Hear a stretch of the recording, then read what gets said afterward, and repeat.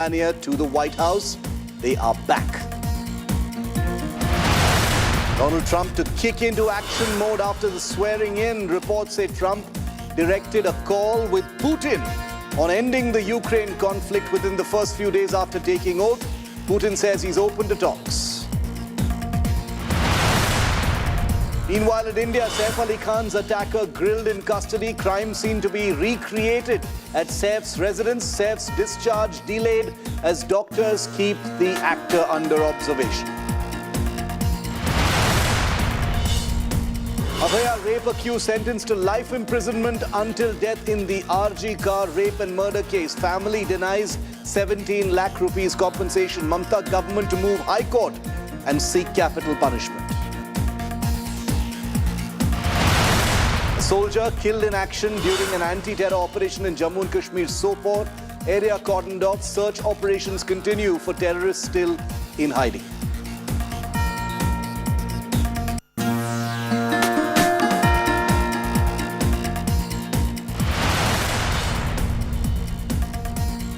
And India Today's rolling special broadcast kicks off right now. And like I said, this is a truly international broadcast. Live from Washington, D.C. is India Today's managing editor Gaurav Sawant.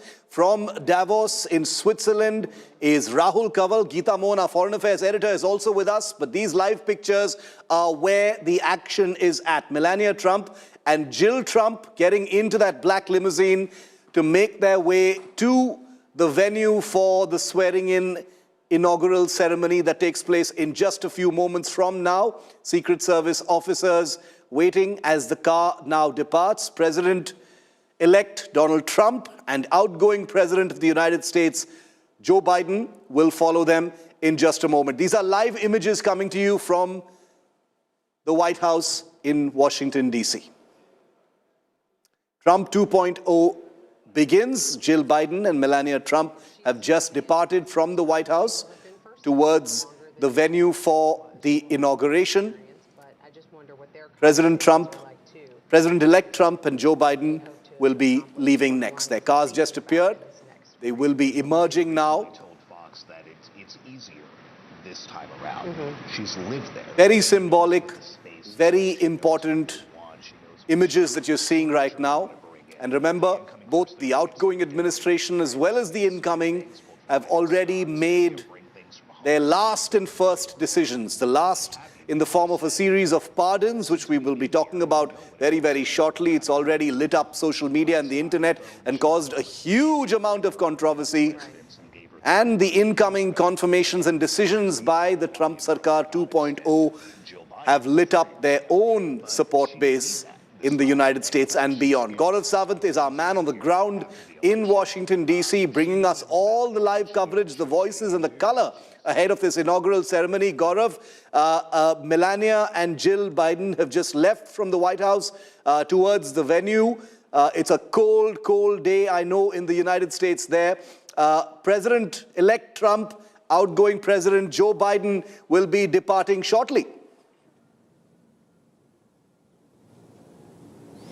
So fortunately, the sun is up, at least for now. You're absolutely right.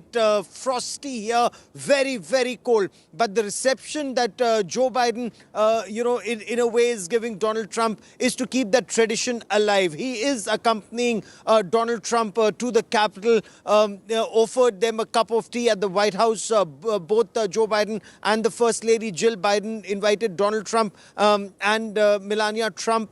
After that cup of tea, they head to the Capitol, and once he is sworn in, the former president, then Joe Biden, will take the Marine One and be out of the White House. And then those executive orders that you and I were talking about, 100 executive orders in a single day and counting. That's exactly what Donald Trump intends to do, Shiv. Whether it's about the borders or the big buzz here on ground, especially all the Trump supporters from Texas, they're all singing "Drill, baby, drill." They intend to drill and extensively to bring down energy prices in the United States of America. They intend to seal off the borders. At least that's what their effort is. Tom Holman has his task cut out. The border czar How will they do it? Will it be symbolic? Will the army be used to chase people, the illegals, the criminals, and go beyond the criminals? Will families be split? That's the huge raging debate right now here in the United States of America. And Shiv, also the Trump effect that Donald Trump spoke of here at the Capital One Arena just yesterday, that already Israel has released 90 and Hamas has released 3 Israeli hostages. Will there be peace between Russia and Ukraine next? So that's the big conversation that's happening on ground right now, Shiv. Okay, big conversations, big decisions. They're already on the table. It's incredible how both of these administrations, Gaurav, have already started, issuing these orders, probably setting the mood already. I wanted to talk to you a little bit about that. The initial decisions by the incoming Trump administration, many of them, if not all of them, are likely to light up a lot of controversy, Gaurav. From birthright citizenship to the border, to immigration, to deportation, to disbanding the diversity committees in different state organizations. It looks like Donald Trump doesn't want to waste any time clearing the decks for his administration. Shiv, you're right, and that's exactly what Donald Trump said himself at the Capital One Arena here in Washington, D.C. In that first MAGA victory parade ahead of his inauguration. When he spoke to all his followers and supporters and voters, he said, people asked me to take it easy. They said, spend some time, do it in some weeks. And he said, no, let's not waste any time. And 100 executive orders are expected to be signed. So some symbolic. When he's sworn in as the president and as the supreme commander of the armed forces, and that is such a huge thing here in the United States of America, that you're sworn in as the supreme commander of the armed forces. Then when he heads to the White House, and symbolically, at least that is what the local media here is talking about, he will sign some executive orders at the Capital One Arena, where there's a huge crowd, Shiv.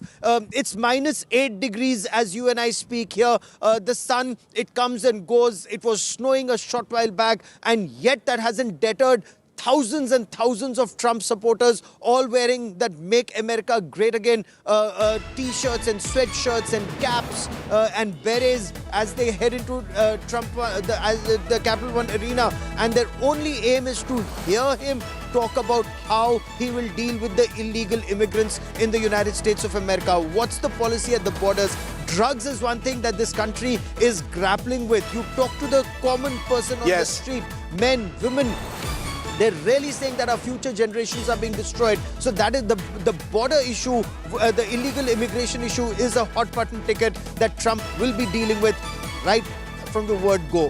And you're right, Gaurav, they're all hot button topics that he's touched on right from the get-go. The big orders right after the swearing in, they've already started trickling in.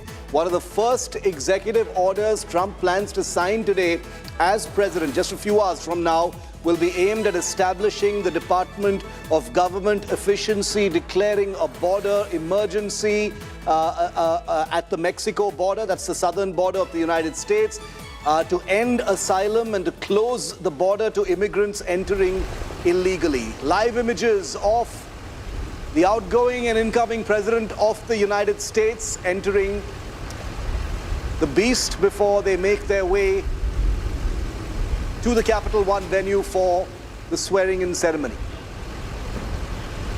Very, very symbolic images. Biden and Trump have been chatting over a tea. It's a customary ritual where the outgoing and incoming family meet each other inside the White House before the actual inaugural ceremony. This happens behind closed doors and, of course, is largely informal.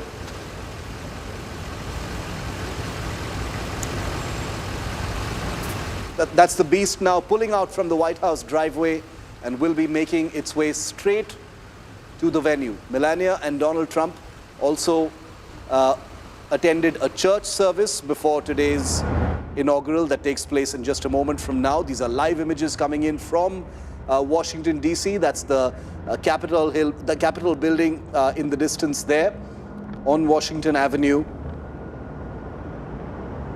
high security throughout this area at this point of time. As we remain on these live pictures and as our cameras continue to bring you the beast and all that's happening around Donald Trump and Joe Biden as they make their way, I wanted to quickly bring in, not from DC, but from Davos, right across the Atlantic. Rahul Kaval is at the World Economic Forum in Davos in Switzerland. That has world leaders and industry giants who've been converging, but obviously everyone is speaking about the Trump Sarkar, the incoming president of the United States. Rahul, you've spoken, to the World Economic Forum head and some of the top global experts there. Obviously, they're talking about Trump, but what are they really saying? What's the mood that you're picking up? Is it optimism? Is it anxiety? Is it uncertainty? What are you picking up, Rahul? It's day one of Donald Trump's second presidency. It's also day one of the World Economic Forum 2025 here at Davos. And the attention squarely has been on what to expect from Trump 2.0. And I've met all kinds of people, from corporate leaders to policy makers to thought leaders, and they have different views. Some are far more optimistic about what to expect from a Trump presidency, some deeply pessimistic. So it's a cross-section, but what emerges very clearly is that the general consensus is that here's a man who's much more in charge and in control than he was in his first term in office. During his first term, Donald Trump didn't necessarily expect to win.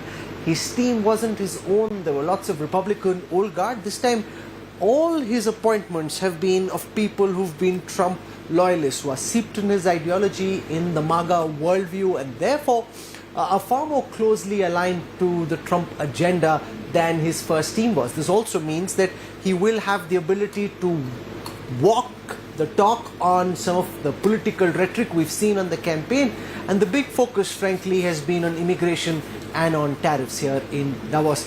On tariffs, the broad sense is that he will push through on tariffs, use tariffs as a lever for trade negotiations, but maybe not go to the extreme. He's spoken of 60% tariffs, for example, against China. Maybe not go that far, implement some tariffs, use that as a negotiating tool to try and bring world capitals to heel and try and ensure that he can get the best deal out. So that's as far as tariffs are concerned. And then there is the question of immigration, where he now has the ability to push through his talk. And then the broad sense here, by speaking again to a cross-section of experts, is that there will be people who will be sent back. It's not just talk, there will be action.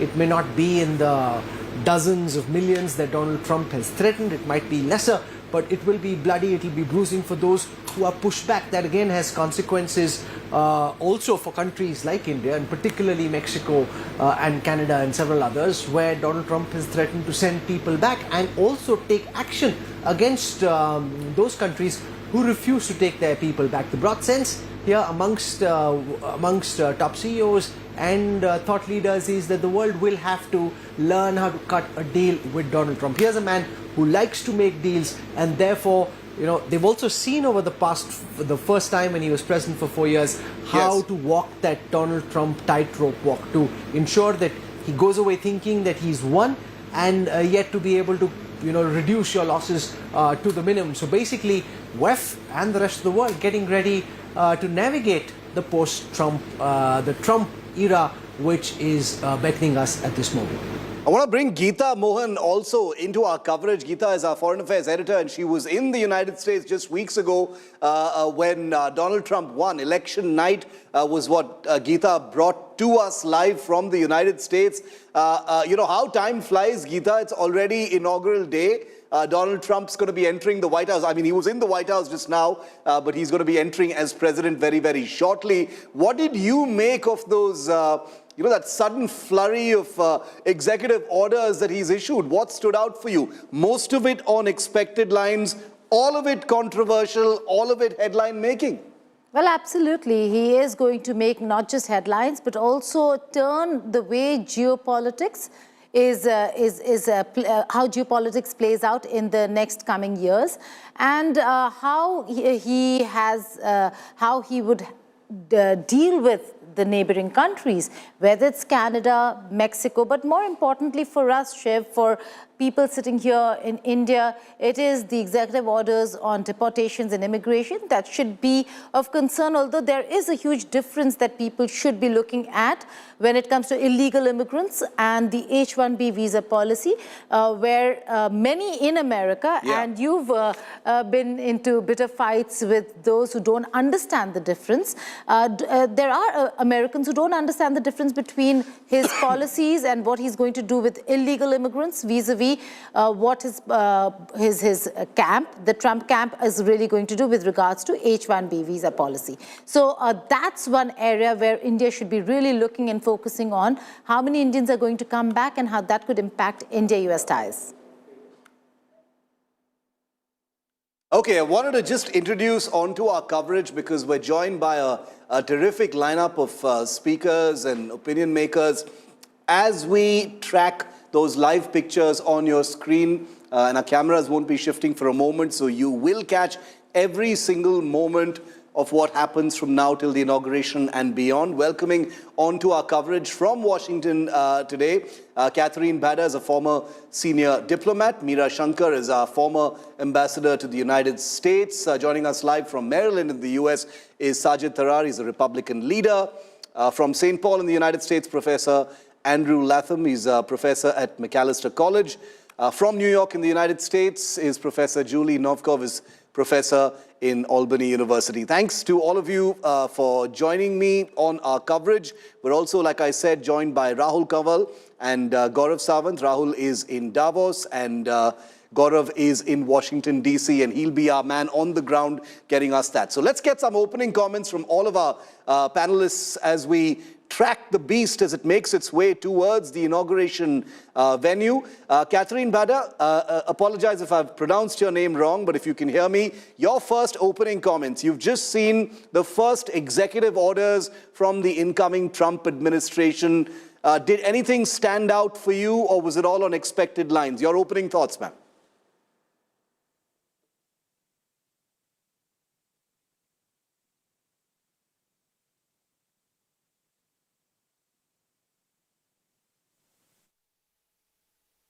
Okay, I think we have some problem with the audio there. Okay, Catherine Bada, if you can hear me, my question to you was, a flurry of executive orders by the incoming Trump administration have already been made. What did you think of those? Your opening thoughts? Well, I actually haven't seen the ones that have already been announced, but it's sort of an open secret what they were supposed to be. A lot related to immigration, some cultural events, a lot directed at the federal government, for example, mandating that federal workers have to be in the office 5 days a week. So, as far as I know, there's no big surprises either for me or the media or voters at this point. Okay. Sajid Tarar, what did you make of those decisions? Your opening thoughts on the announcements that have just emerged from the Trump administration, the incoming administration? I have been watching his speeches since last at least 3-4 days, and I think he has put all of his cards on the table. He has shown his frustration towards the broken immigration system, broken border. He has focused on the gangs from Venezuela and Congo. He has said his frustration towards many things, DEI, the culture, woke culture, men in sports. So he has said, what we are expecting in Washington, D.C. are strong orders against immigration, deportation, fuel emergency, energy independence, and then DEI culture. And not only this, the terminating all of the orders have been signed by the President Biden in last days. So all of these are on the table. And I think he's justified because this is what the mandate is about, giving him a big support from swing states. People need the change. People are sick of last 12 years of socialism, weaponization of Justice Department, and government interference, spending of the government, supporting wars. So all of these people are sick of inflation. So I think it's a new America today, new dawn, new morning, new America, new world, matter of fact. And he has delivered many things in 1 month versus 4 years of Biden. like Gaza and like Ukraine right now, he has mentioned many times that the word was very close to a third world war, and he's not a war. He's considered himself as a peace-loving president. His speech other day, I wanted to use the three words: love, religion, and tariff. So he will get all of his objectives of war with tariff and economy because he's a businessman, and the world is sick of it. American infrastructure need attention. American law system, law and order, it needs attention. Pentagon is demoralized. Police is demoralized. I think we need to have America back. That's part of his huge agenda. Okay, so you're calling it a new dawn and a new day as far as America is concerned. He's made many of those promises. A lot of people view it as big talk, but he seems to be signaling that he's willing to put his money where his mouth is. Live images coming in from Washington, D.C. as Donald Trump and Joe Biden make their way towards the venue for the inaugural ceremony. Remember, it's an indoor ceremony this year, which is not customary, and that's because of the sudden Arctic-level chill and cold wave that has gripped the American capital, and that's the reason why this is where it's going to happen. Let's just listen in for a moment. Sundar Pichai of Google. The world's biggest billionaires are all going to be in this one room. Jeff Bezos, Tim Cook, Mukesh Ambani. They're all going to be there. That's Melania Trump making her way inside. First members of the incoming Trump administration making their way into the hall. There's JD Vance and Usha Vance, who've been going very, very viral for the last 48 hours. Especially here in India, for obvious reasons, making their way inside as well. The Vice President and the Second Lady.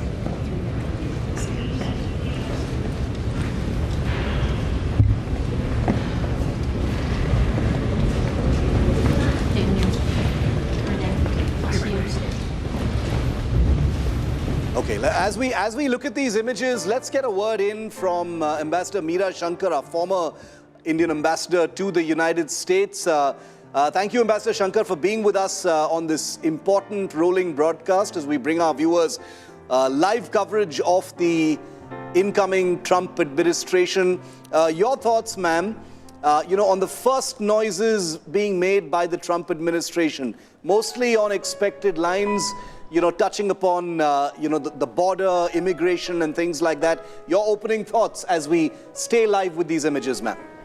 No, I think Donald Trump has come with a stronger political mandate in his second term. Yeah. He has won not only the Electoral College, but also the popular vote. And the Republicans now control both the House and the Senate. With a conservative-leaning Supreme Court, Trump has the kind of authority which few presidents have had in recent times. The only constraint may be the very narrow majority that the Republicans enjoy in the House of Representatives, which is about 5 or 6 seats. He's more confident this time about where he wants to go and how he wants to assert American primacy. I think that remains at the core of his policies, and it's captured in the phrase "Make America Great Again" and putting America first. I think these are very core aspects of Trump's policies. The decisions in his first days have been driven largely by this domestic agenda, and during the campaign, Trump had focused on the very emotive issue of illegal immigration into the United States, which had surged in the early years of Biden, but had come down by 2004. Most Americans in polls felt that there needed to be stronger action on illegal migration. Now, Trump is promising the largest deportation, mass deportation of illegal migrants in history. There's a list of 1.5 million, ready to be deported, where legal processes have been completed. This includes about 18,000 Indian nationals. Yeah. Then the larger question of the around 11 million or so illegals residing in the US for a long time. Out of these, about 725,000 are believed to be Indian nationals. Trump wants to target deportations of at least 1 million people each year, up 5 times from the 200,000 that he deported each year in his first term. Now, the question is, it's not going to be easy.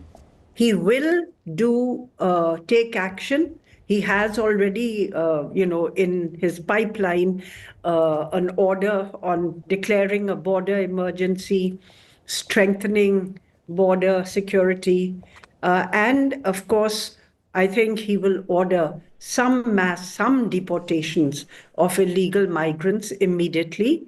But the larger number of 11 million migrants, that is going to take time and will be more complicated because they will have to be traced, they will have to be rounded up, they will have to be kept in camps while they can, have recourse to legal processes and hearings. And the administration's actions could also be challenged by civil society. It would also require a huge step up in the administrative outlay to just process these cases. So it's going to take a while and may not even happen because let's be clear, the lower levels of economic functioning in the US, whether it's domestic help, basically rely on illegal migrants. You're right. The incoming president has touched upon those expected issues. He's declared an executive order on declaring a border emergency on the southern border with Mexico, deportation, birthright citizenship, all these hot button issues that are very, very part of brand Trump are part of those initial flurry of executive orders that the incoming president has signed off on.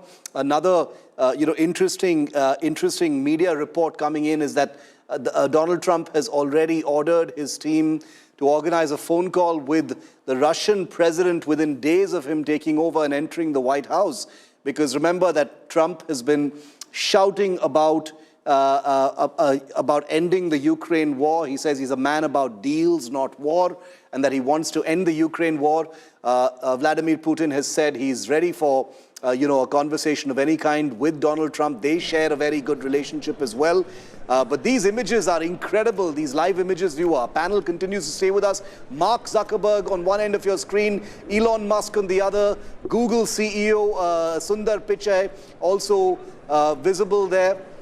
Many others from the incoming Trump administration, all there on your screen right now. We'll try and get more specific information about everybody who's there.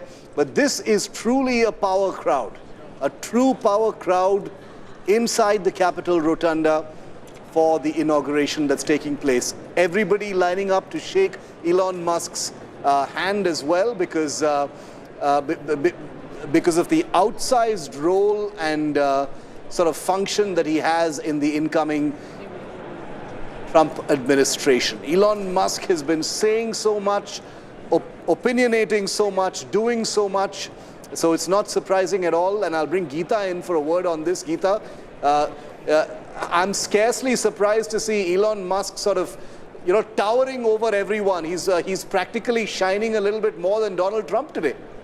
Well, he ought to be, because one of the first executive orders would be to create DOGE, the Department of Government Efficiency, Shiv, and that certainly is going to be one of the most important tasks Elon Musk is going to do for the administration. Having said that, look at the visuals over here, Shiv. Sundar Pichai and Elon Musk. Incredible. Absolutely. But the fact that it is indoors, the fact that Donald Trump is not getting that moment under the sun where he would have wanted to break all records. There were plans, there were tickets being sold out for even public viewing, and there were tickets that were being handed over or handed out to ensure that the number of people who turn out in Washington, D.C. beats all records, even that of Barack Obama. But that didn't happen. Yeah. And we're looking at a smaller, a more somber crowd within the Capitol Hill, and something that maybe Donald Trump would not have wanted, but he's been rather mature about it. Look at the kind of statements that came after the weather reports. Very, very sensible, mature statements coming from the administration, that is incoming administration, saying that they're going to move it indoors. They don't want anyone falling ill at the cost of being outside, so on and so forth. So not something that Donald Trump would have wanted, but at least now you get a better view of the top-notch business people, corporate houses, leaders, all of them over there. Hillary and Bill have just walked in. There they are, former president and former First Lady of the United States, former Secretary of State as well, entering right now. All of the former presidents, of course, will also be there. They're all special invitees. All of them had met last at President Carter's funeral just a few days ago. And here they are back to welcome Donald Trump once again into the White House. The Hillary-Donald Trump dynamic is, of course, something that would take us a very long time to describe, but today is a day of ceremony. I'm going to bring Gaurav in for a moment. Gaurav is outside. There's George W. Bush and his wife Laura Bush entering the venue now for the inauguration. There's President Obama. Michelle Obama is not coming to the inauguration this year. There have been all sorts of things swirling around on social media, though the Obamas have tried to dispel them with pictures and statements. But former President Barack Obama is also there. There he is. Well, this is most certain to become a big viral moment, because it was expected that Michelle Obama was not going to be with him. There's been all sorts of speculation about why, and it doesn't need anything for people to make things viral, but this is definitely already exploding on the internet at this point of time. So all the former presidents are in, it looks like. I'm going to go to Gaurav Sawant, who is standing outside the Capitol. He's in -8 degrees winter chill. Gaurav, no wonder this inauguration was shifted inside. It's absolutely freezing outside, but some of the most powerful people in the world, apart from the government leaders, are all inside the Capitol right now. Tim Cook, Elon Musk, Sundar Pichai, Jeff Bezos, Mukesh Ambani, so many others. They're all inside there, Gaurav, right now.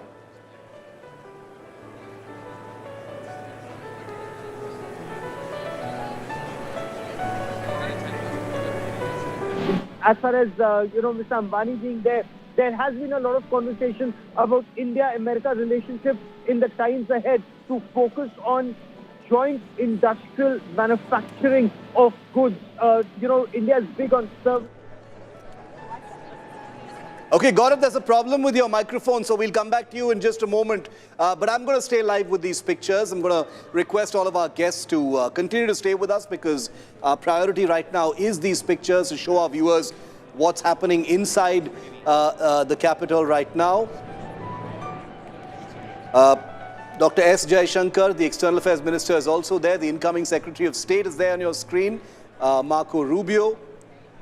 And everyone in these pictures, apart from a few here and there, including Sundar Pichai, are all part of that incoming administration. Not surprising at all to see a lot of people trying to make a beeline to get a handshake with Elon Musk. Like I said, he has an outsized role and perhaps outsized power in the incoming Trump Sarkar. Barron Trump making his way, youngest son.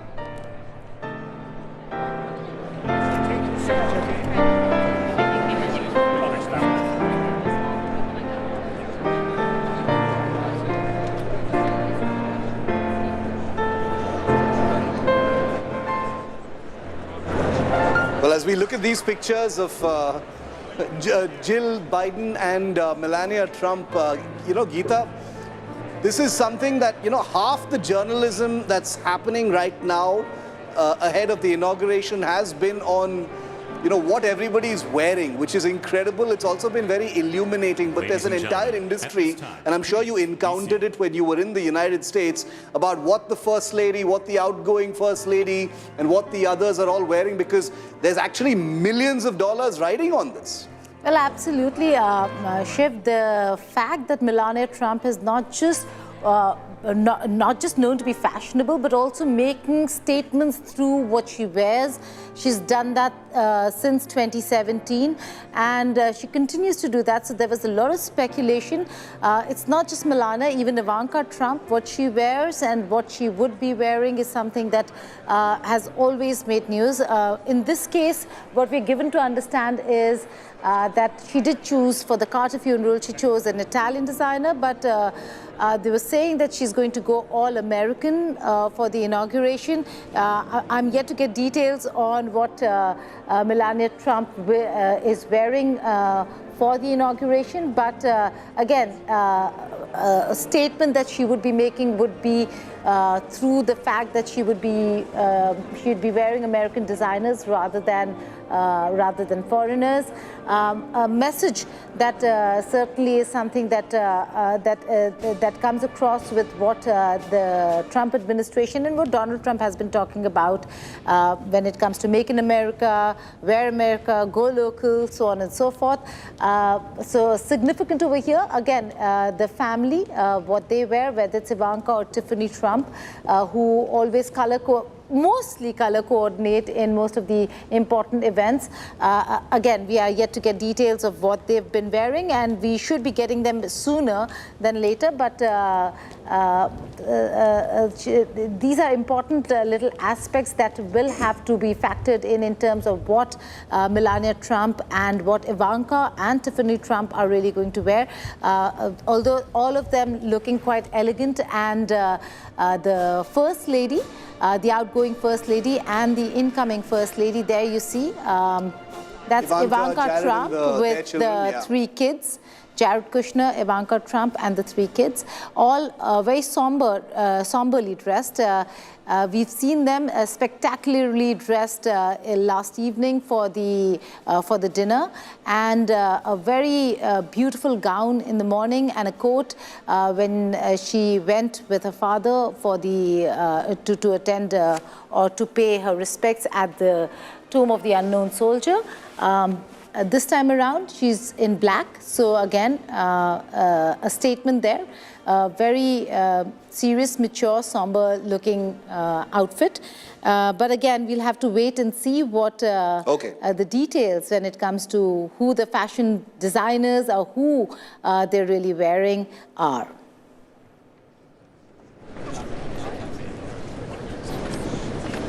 Live images from just before the guests began arriving at the venue, and live images on the left-hand side of your screen of what's happening inside right now. These are live images here on the left-hand side.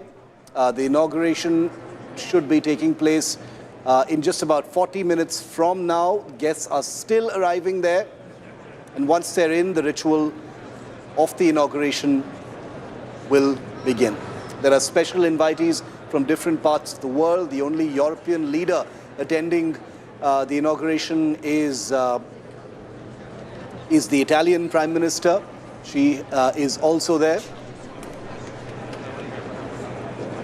And we will be hearing from other leaders in just a moment from now. There will be clarity on certain other aspects of this ceremony in a moment. They've been asked to sit. You can see Mark Zuckerberg in that frame there, Marco Rubio, and the others.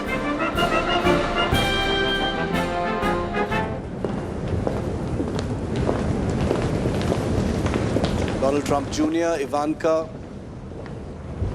Barron right at the end. These are the Trump children now being led into the venue. Tiffany behind Ivanka.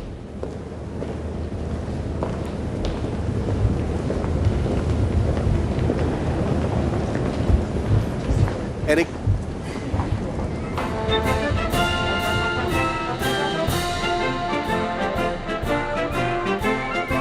Played a very, very key role in the enormous YouTube and social media spotlight on the Trump campaign and everything that has come after. He's, a lad of very, very few words, but there's been outsized interest in the character of Baron Trump. It certainly helps that he practically towers over everyone else. He's about 6'3".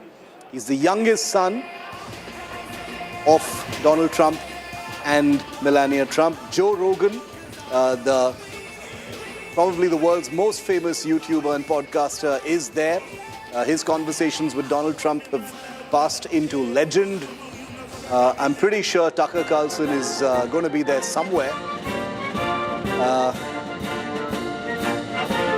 All of the Trump children have had parts to play in this incoming administration, but probably more than anyone else, Barron, Donald Trump Jr. and Ivanka. Tiffany and Eric have had much more of a background sort of role. They're involved in the Trump business, as it were.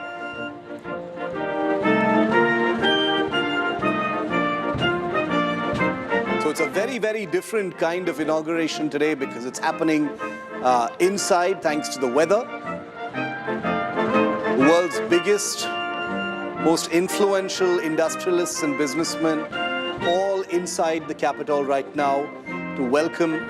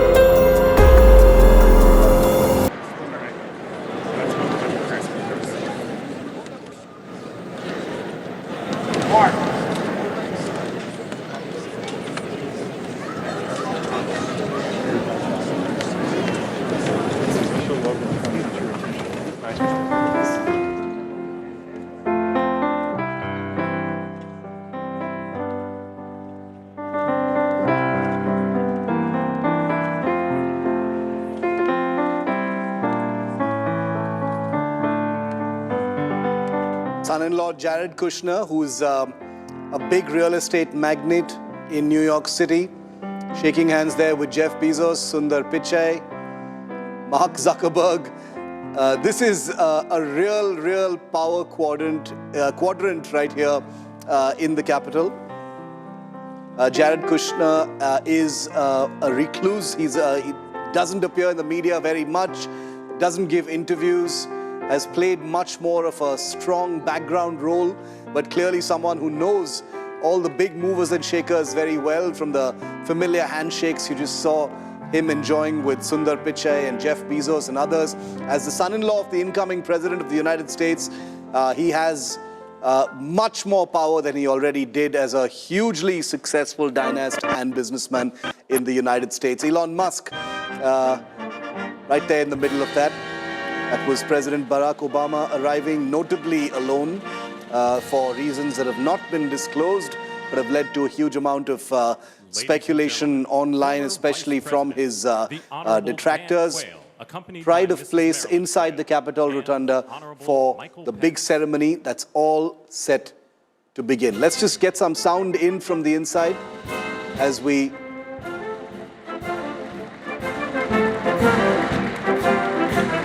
Mike Pence, former Vice President of the United States, has just arrived as well.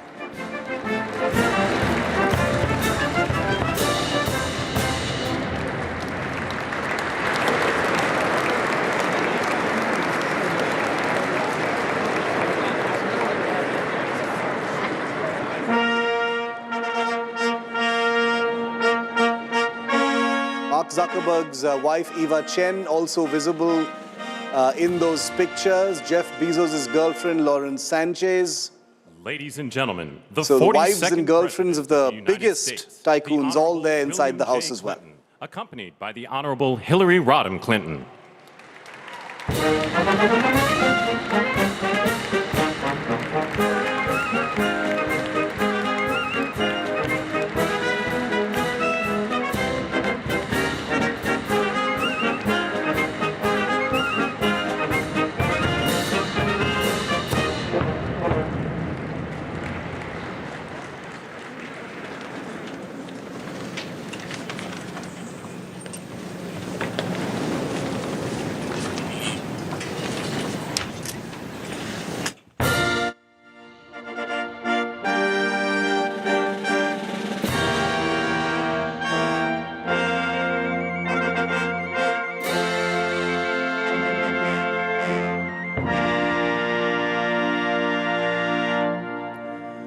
Ladies and gentlemen, the 43rd President of the United States, the Honorable George W. Bush, accompanied by Mrs. Laura Bush.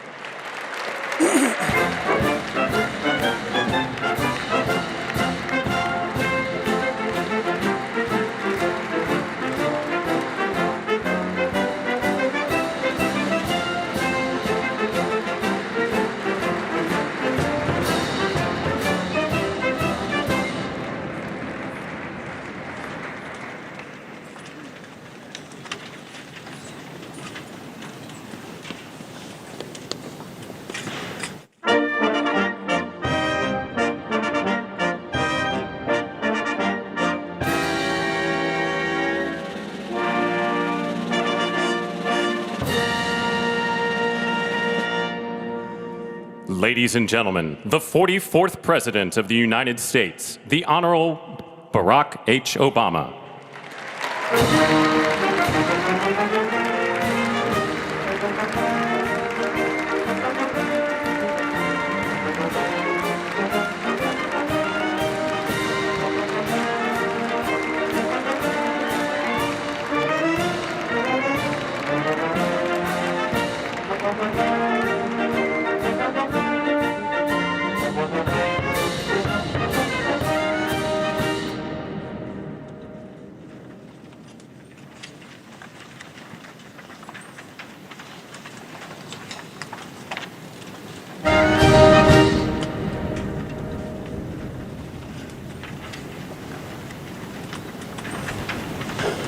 Ladies and gentlemen, the Chief Justice of the United States, the Honorable John G. Roberts, Jr., and the Associate Justices of the Supreme Court of the United States.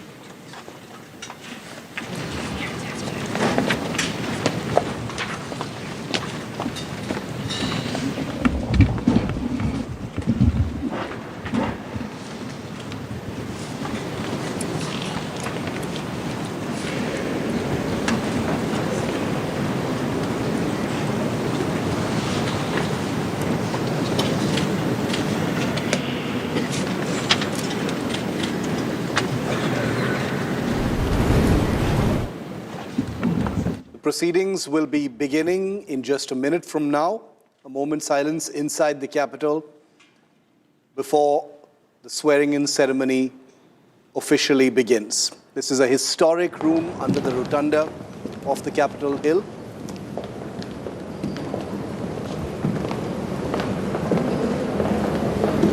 The incoming administration have already taken their places. in the room where the swearing-in ceremony. Tiffany Trump Will be and taking Barron place. Trump.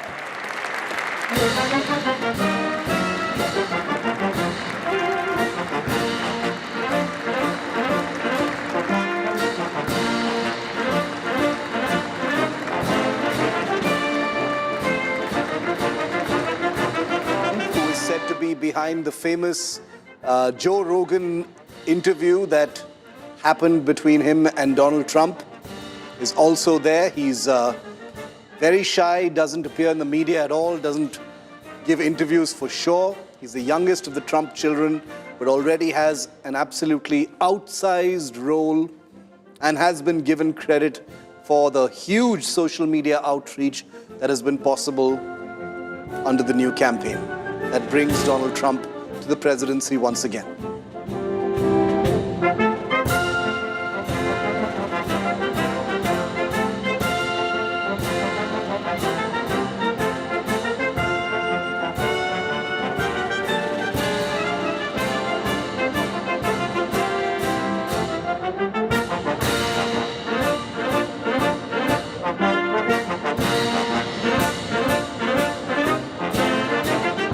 Also in those pictures that you just saw.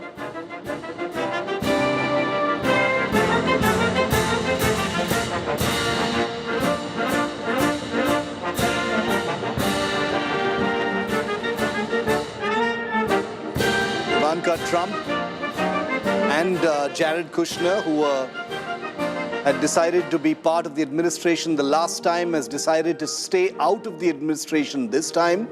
You can see her there. In a hat and a green velvet dress. She and Jared have decided not to be part of the Trump 2.0 administration like they were the last time. Both were close advisors to the president, her father, his father-in-law, in his first term as president. This time they've decided not to. Donald Trump Jr. has a much more close role, but no members of his family will be part of the new administration.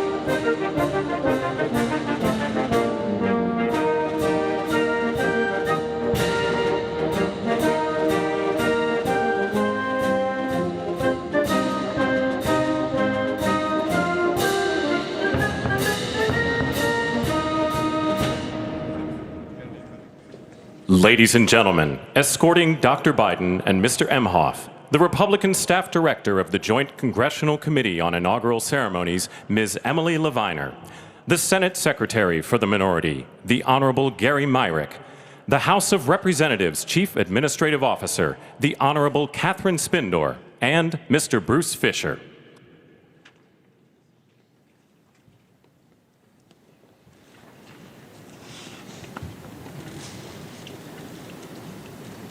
Who's this, Jill Biden? Ladies and gentlemen, Dr. Jill Biden and Mr. Douglas Emhoff.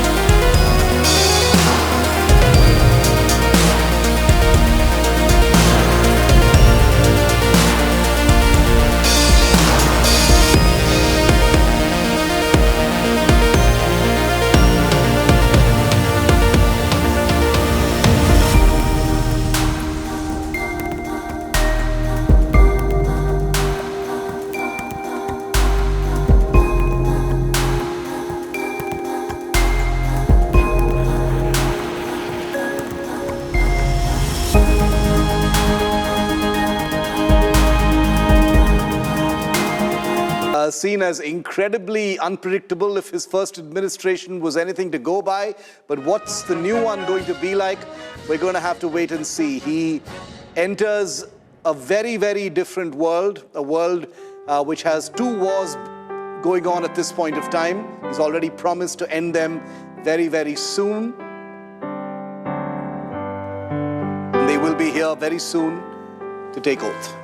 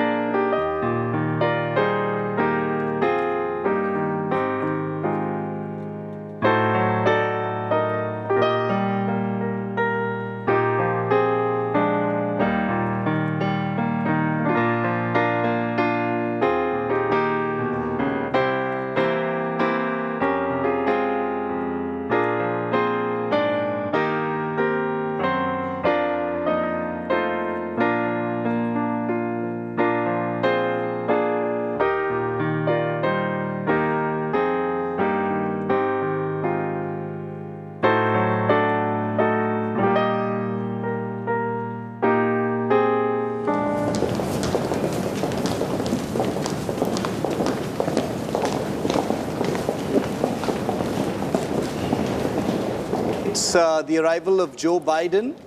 His wife, Jill Biden, has already arrived. Joe Biden, Melania Trump, and then the President-elect of the United States will be entering. These are pictures from just a short while ago. JD Vance there being escorted in. This is the outer area of the Capitol building, where each dignitary is being escorted in by a designated member of the military brass.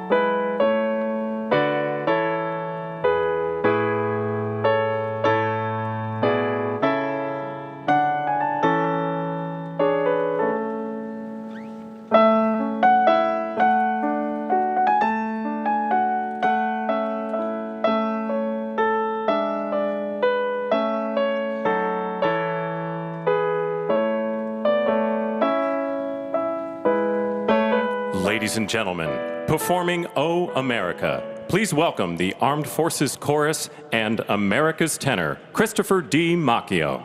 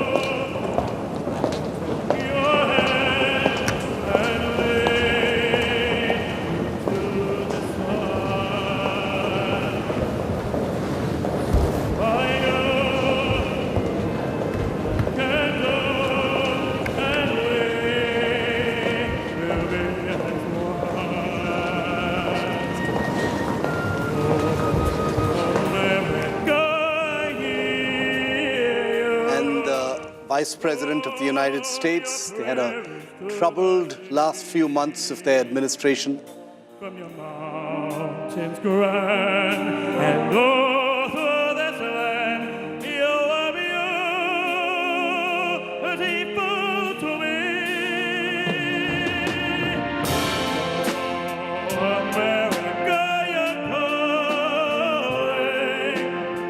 Oh, I can hear you calling. Calling me to pay true to thee, true to thee. Oh, I will be.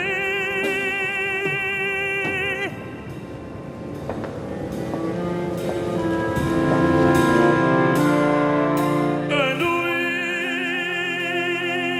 will be as one.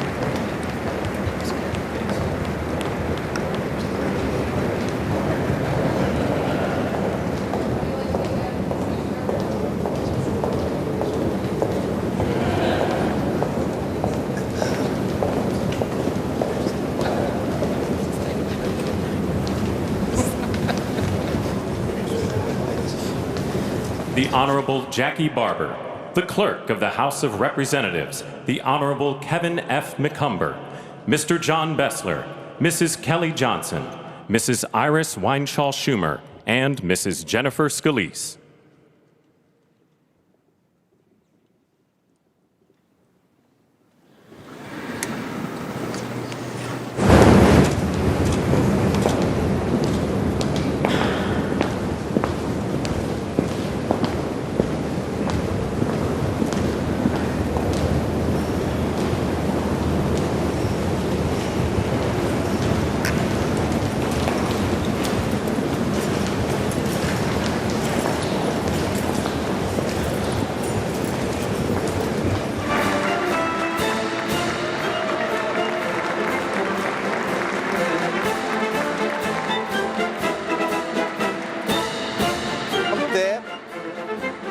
arriving there, doesn't need a reason to be a talking point, apart from her role, her character, her personality, her being the First Lady, everything she's done standing by Donald Trump and what she's worn. And social media tells me that Melania Trump is wearing an Adam Lips coat and an Eric Javits hat, both American designers, so very much in keeping with the occasion and the ceremony. The clothes of all the big dignitaries, huge talking points. Usha Vance, Ivanka Trump, Melania Trump, and others. All of them in their own way viral on social media. Big talking points. The fashion industry is a multi-billion-dollar industry in the United States, so this isn't frivolous stuff by any stretch of imagination. Big power statements through clothing Ladies as well, and gentlemen, being looked at very escorting the closely. President of the United States and the Vice President of the United States, ranking member of the Joint Congressional Committee on Inaugural Ceremonies, the Honorable Deb Fischer, House Democratic Leader, the Honorable Hakeem Jeffries, and Senate Majority Secretary, the Honorable Robert Duncan.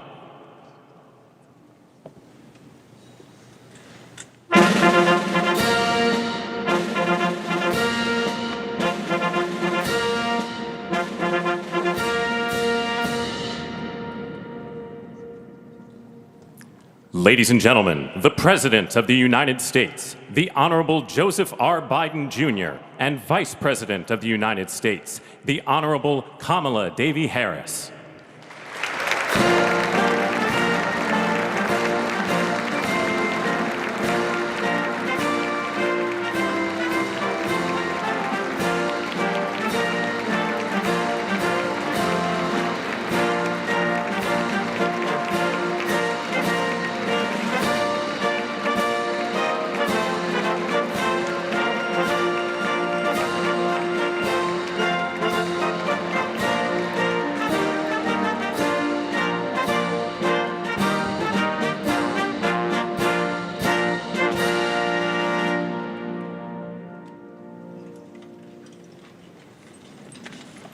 Ladies and gentlemen, escorting the Vice President-elect, the Executive Director for the Joint Congressional Committee on Inaugural Ceremonies, Mr. Michael Wagner, Senate Deputy Sergeant-at-Arms and Doorkeeper, Jason Bell, and House Deputy Sergeant-at-Arms, Mr. Sean Keating.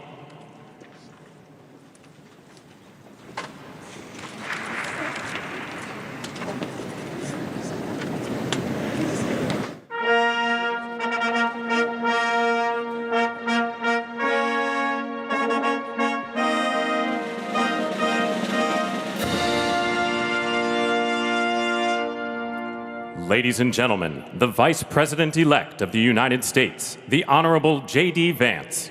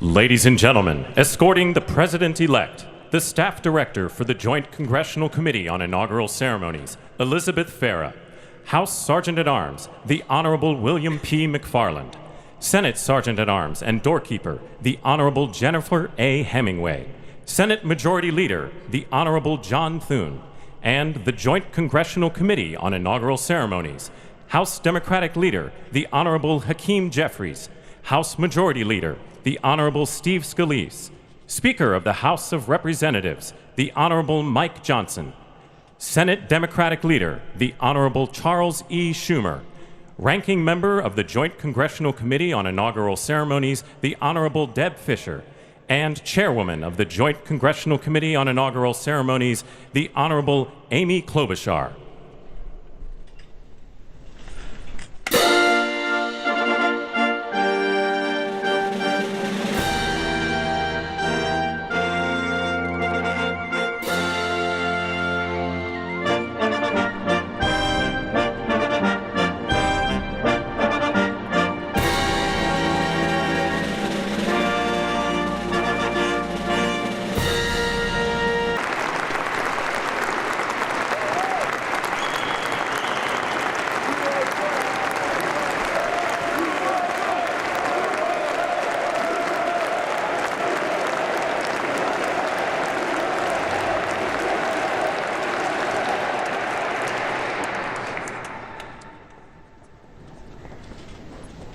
Ladies and gentlemen, please be seated.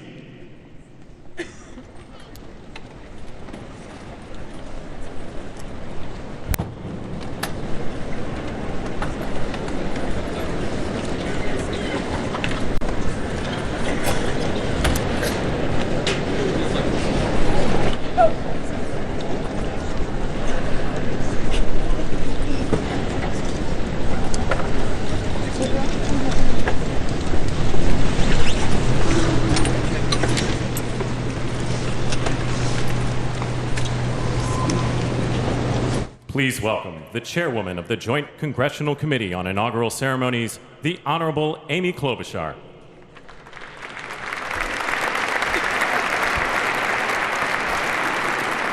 Good morning, everyone. Welcome to the 60th presidential inauguration.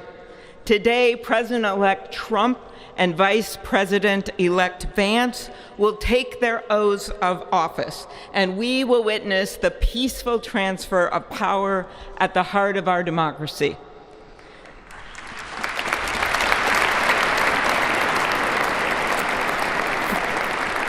For the past year, I've chaired the Inaugural Ceremony Committee, which includes the leadership of Congress from both parties. We thank the committee and Capitol staff and law enforcement who worked so hard over the last year, and especially the last 3 days. You've done a beautiful job, and you have shown grace under pressure.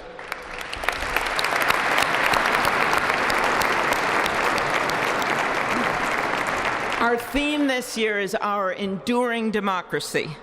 The presence of so many presidents and vice presidents here today is truly a testament to that endurance. We welcome President Biden and Dr. Biden.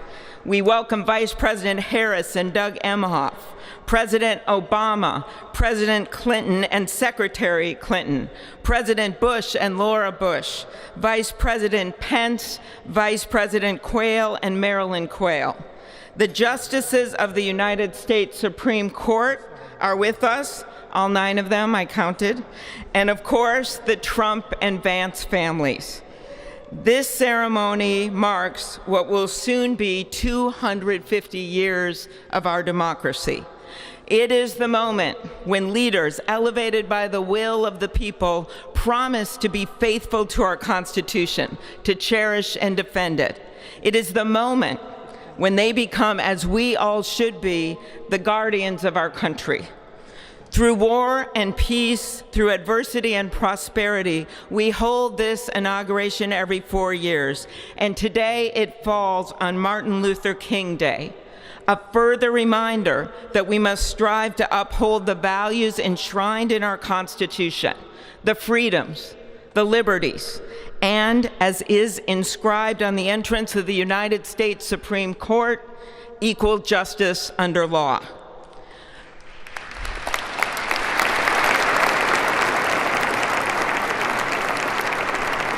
But But what makes this moment more than a passing ceremony is all who are watching it across the country, the people of this nation, the ordinary people doing extraordinary things.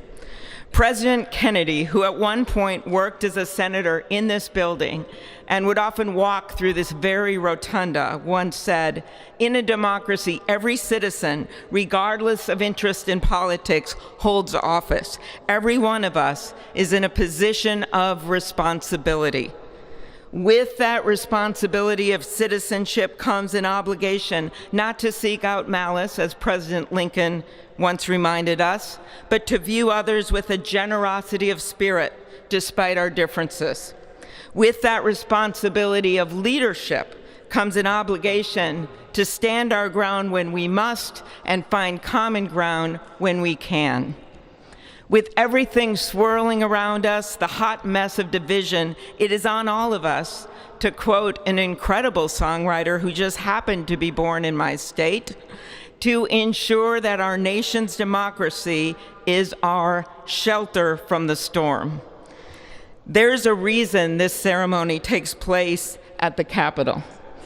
In other countries, it might be in a presidential palace or a gilded executive office building. Here, it is traditionally held at the Capitol, the People's House. It is a fitting reminder of the system of checks and balances that is the very foundation of our government, 3 equal branches of government. That is how, for nearly 250 years, our great American experiment, grounded in the rule of law, has endured. So, as we inaugurate a new president and vice president, let us remember that the power of those in this room comes from the people. The construction workers who build our country, the teachers and healthcare workers who nurture us, the troops defending our freedoms, and yes, the firefighters in Los Angeles putting themselves on the line for us.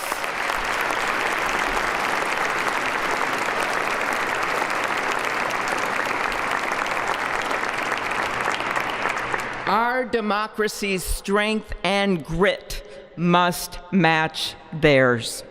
May God bless our nation. Thank you.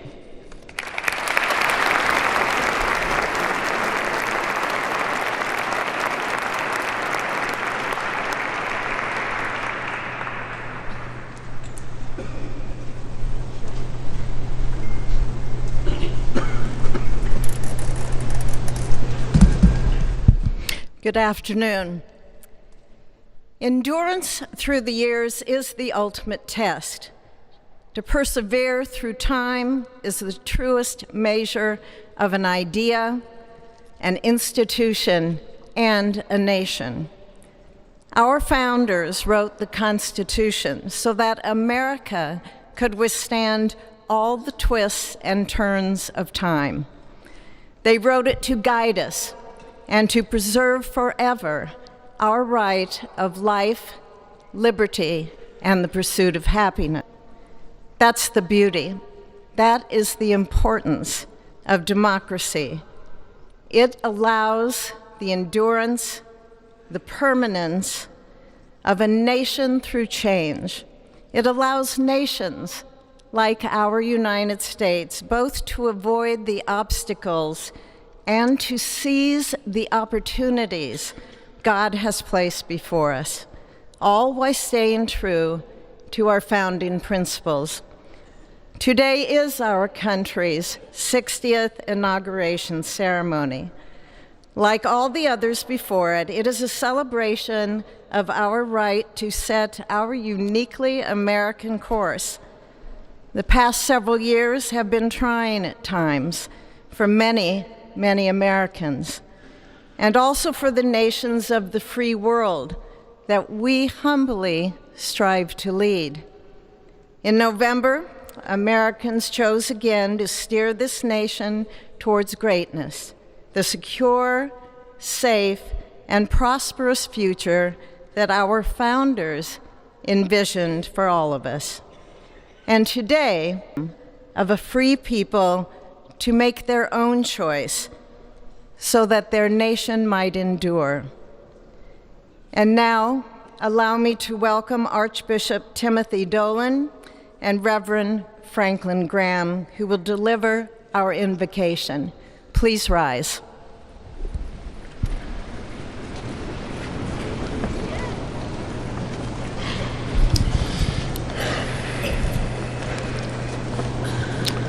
Be still and know that I am God, supreme among the nations, supreme on the earth. Let us pray. Remembering General George Washington on his knees at Valley Forge, recalling Abraham Lincoln at his second inaugural, with malice toward none, with charity for all, with firmness in the right as God gives us to see the right. Remembering General George Patton's instructions to his soldiers as they began the Battle of the Bulge 8 decades ago. Pray. Pray when fighting. Pray alone. Pray with others. Pray by night. Pray by day. Observing the birthday of the Reverend Martin Luther King, who warned, without God, our efforts turn to ashes. We, blessed citizens of this one nation under God, humbled by our claim that in God we trust, gather indeed this Inauguration Day to pray for our President Donald J. Trump, his family, his advisors, his cabinet, his aspirations, his vice president, for the Lord's blessings upon Joseph Biden, for our men and women in uniform, for each other whose hopes are stoked this new year, this Inauguration Day. We cannot err in relying upon that prayer from the Bible, upon which our president will soon place his hand in oath, as we make our own the supplications of King Solomon for wisdom as he began his governance. God of our fathers, in your wisdom you set man to govern your creatures, to govern in holiness and justice, to render justice with integrity. Give our leader wisdom, for he is your servant, aware of his own weakness and brevity of life. If wisdom which comes not from you be not with him, he shall be held in no esteem. Send wisdom from heavens that she may be with him, that he may know your designs. Please, God, bless America. Please mend her every flaw.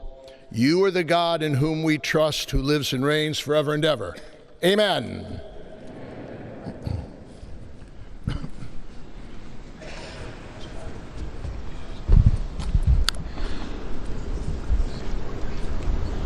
Mr. President, the last 4 years, there are times I'm sure you thought it was pretty dark.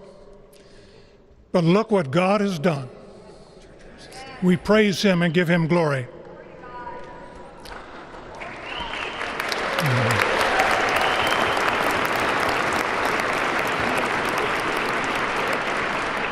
Let us pray.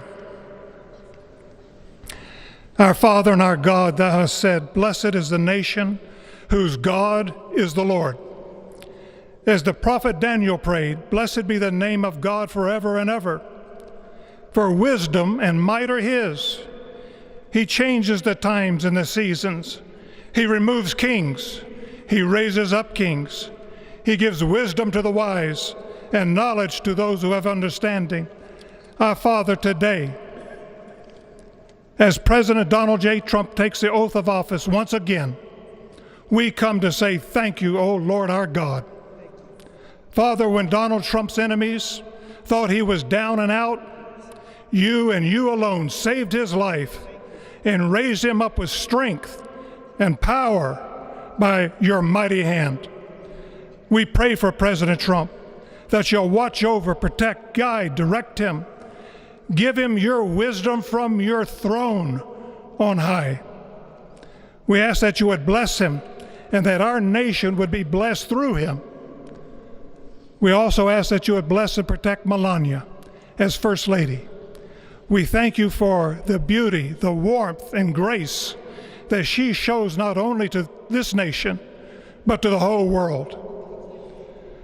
We thank you for Vice President-elect JD Vance and his wife Usha, and their young family. May he be a strength to President Trump, to stand beside him, to hold up his arms like Aaron held up the arms of Moses in the midst of battle.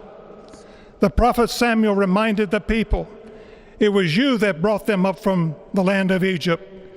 And he said, now stand still, that I may reason with you before the Lord.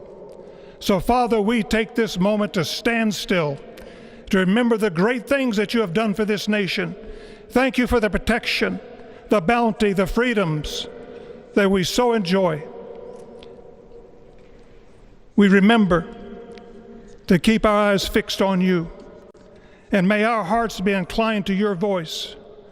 We know that America can never be great again if we turn our backs on you. We ask for your help, and we pray all of this in the name of the King of Kings, the Lord of Lords, your Son, my Savior, and our Redeemer, Jesus Christ. Amen. Ladies and gentlemen, please welcome Associate Justice Kavanaugh to administer the Vice Presidential Oath of Office.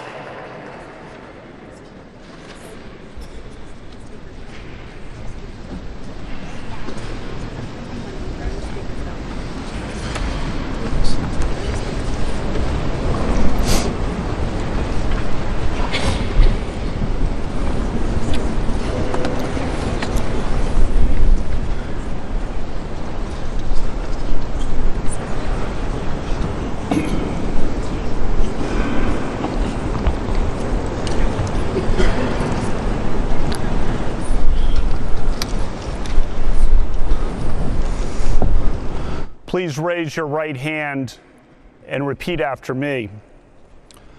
I, James David Vance, do solemnly swear. I, James David Vance, do solemnly swear that I will support and defend the Constitution of the United States. That I will support and defend the Constitution of the United States against all enemies, foreign and domestic. Against all enemies, foreign and domestic. That I will bear true faith.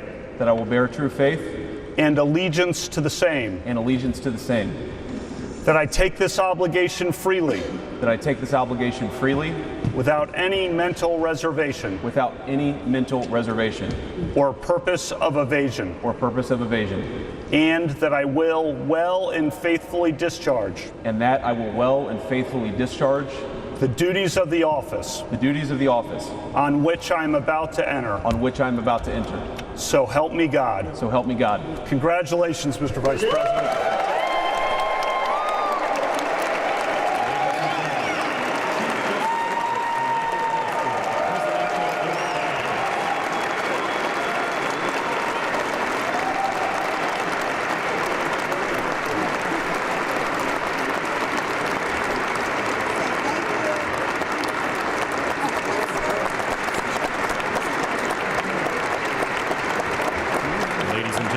Please welcome Chief Justice Roberts to administer the Presidential Oath of Office.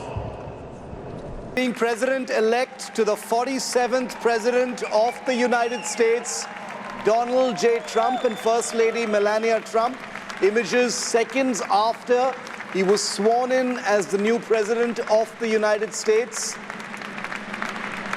His first interaction was with his family, Ivanka, Tiffany, Donald Jr., Eric, and the others. JD Vance and Usha Vance also move into the White House as part of this new administration.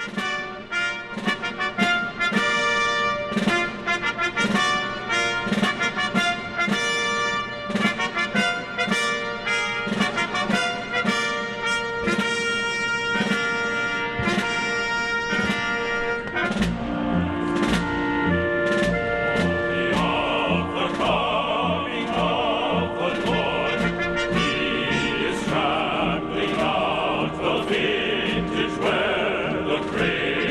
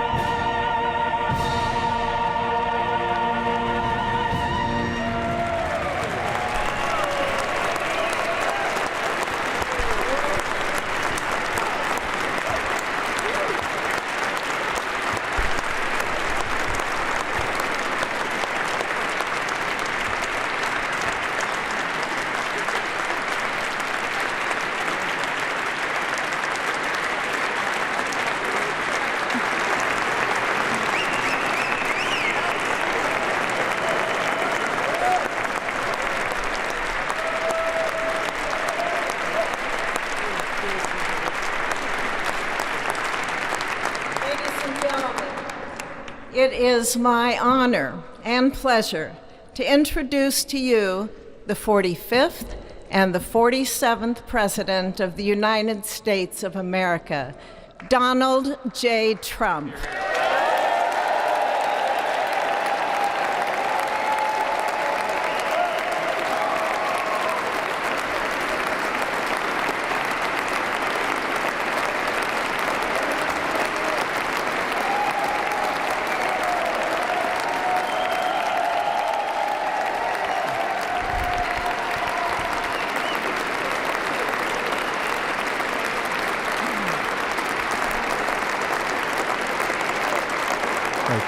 Thank you very much, everybody. Well, thank you very, very much.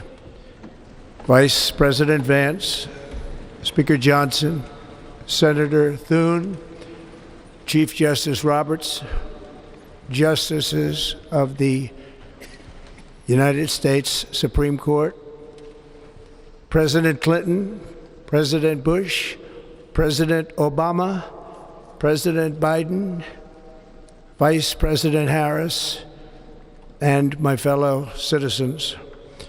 The golden age of America begins right now.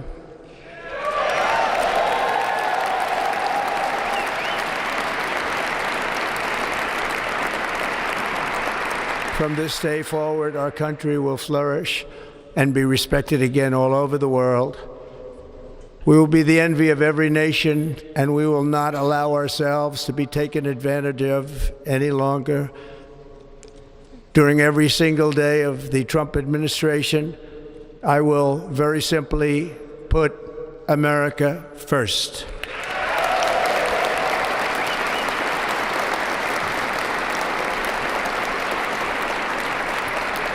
Our sovereignty will be reclaimed. Our safety will be restored. The scales of justice will be rebalanced. The vicious, violent, and unfair weaponization of the Justice Department and our government will end.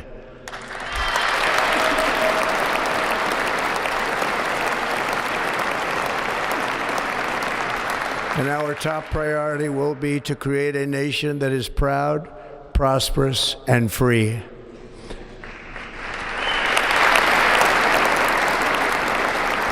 America will soon be greater, stronger, and far more exceptional than ever before.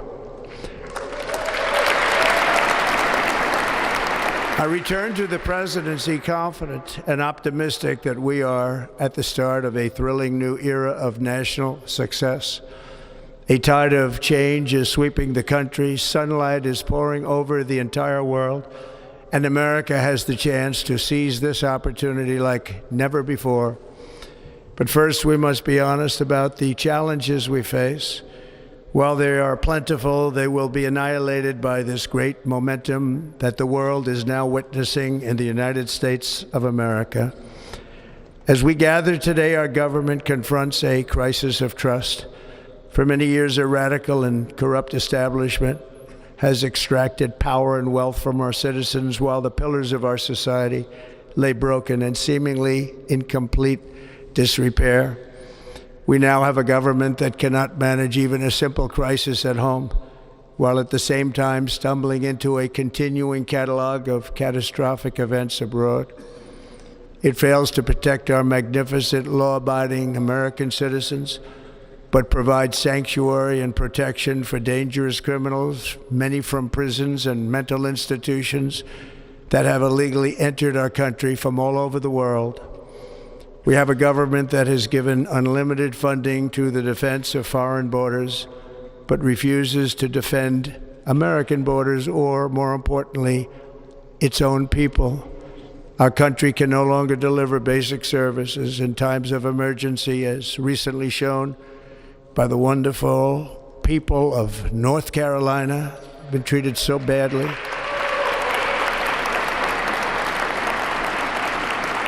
And other states who are still suffering from a hurricane that took place many months ago. Or more recently, Los Angeles, where we are watching fires still tragically burn from weeks ago without even a token of defense. They're raging through the houses and communities, even affecting some of the wealthiest and most powerful individuals in our country, some of whom are sitting here right now. They don't have a home any longer. That's interesting. But we can't let this happen. Everyone is unable to do anything about it. That's going to change. We have a public health system that does not deliver in times of disaster, yet more money is spent on it than any country anywhere in the world.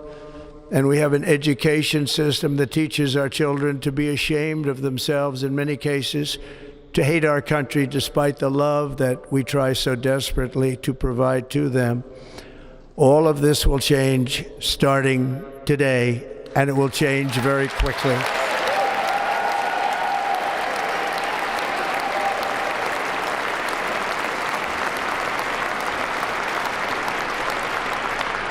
My recent election is a mandate to completely and totally reverse a horrible betrayal and all of these many betrayals that have taken place, and to give the people back their faith, their wealth, their democracy, and indeed their freedom. From this moment on, America's decline is over.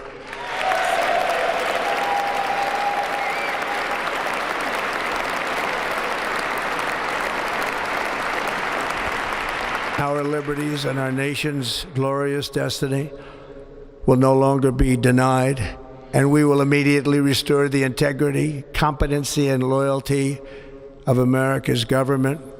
Over the past 8 years, I have been tested and challenged more than any president in our 250-year history, and I've learned a lot along the way. The journey to reclaim our republic has not been an easy one, that I can tell you.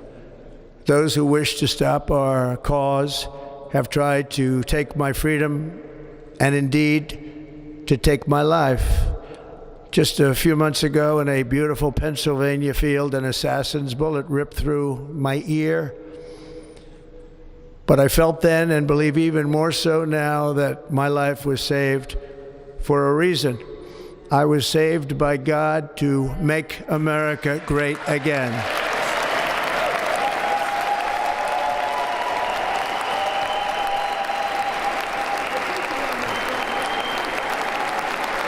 Thank you. Thank you.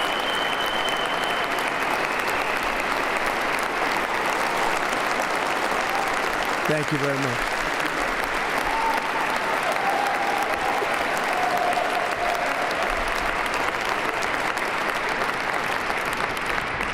That is why each day under our administration of American patriots, we will be working to meet every crisis with dignity and power and strength. We will move with purpose and speed to bring back hope, prosperity, safety, and peace for citizens of every race, religion, color, and creed. For American citizens, January 20th, 2025 is Liberation Day.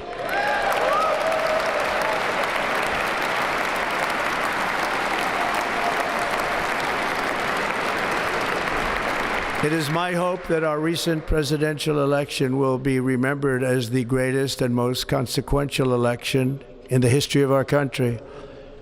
As our victory showed, the entire nation is rapidly unifying behind our agenda with dramatic increases in support from virtually every element of our society, young and old, men and women, African Americans, Hispanic Americans, Asian Americans, urban, suburban, rural.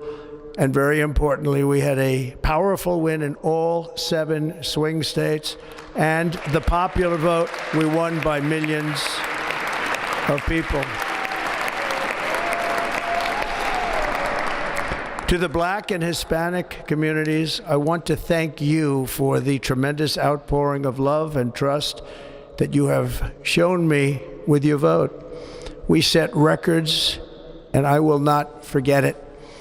I've heard your voices in the campaign, and I look forward to working with you in the years to come. Today is Martin Luther King Day, and his honor, this will be a great honor, but in his honor we will strive together to make his dream a reality. We will make his dream come true.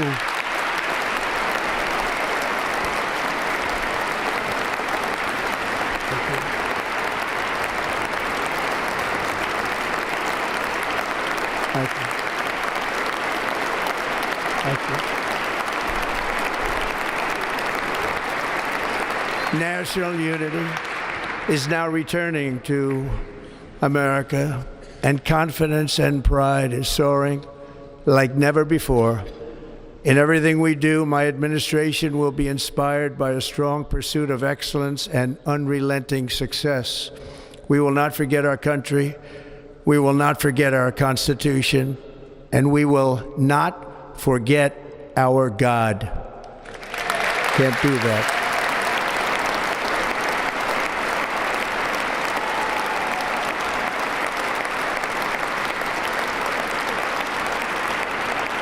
Today, I will sign a series of historic executive orders.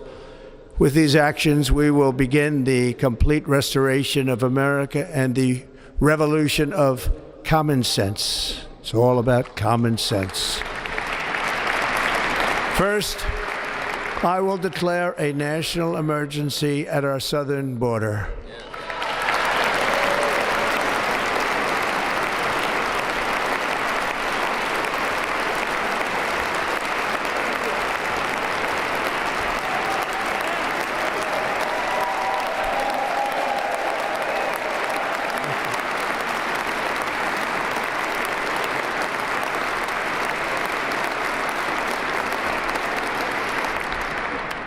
Illegal entry will immediately be halted, and we will begin the process of returning millions and millions of criminal aliens back to the places from which they came. We will reinstate my Remain in Mexico policy.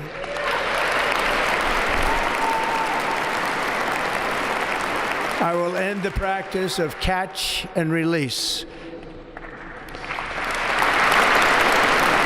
And I will send troops to the southern border to repel the disastrous invasion of our country.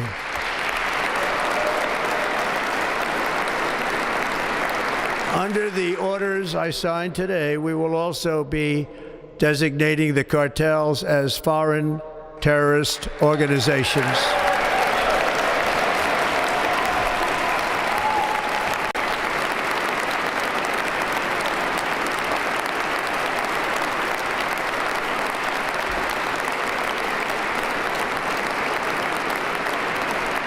And by invoking the Alien Enemies Act of 1798, I will direct our government to use the full and immense power of federal and state law enforcement to eliminate the presence of all foreign gangs and criminal networks, bringing devastating crime to U.S. soil, including our cities and inner cities.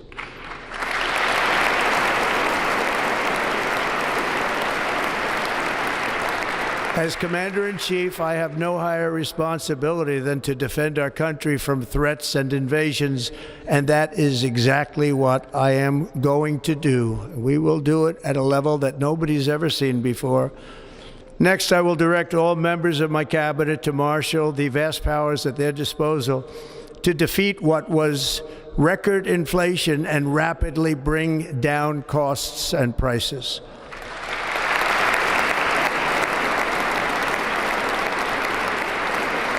The inflation crisis was caused by massive overspending and escalating energy prices, and that is why today I will also declare a national energy emergency. We will drill, baby, drill.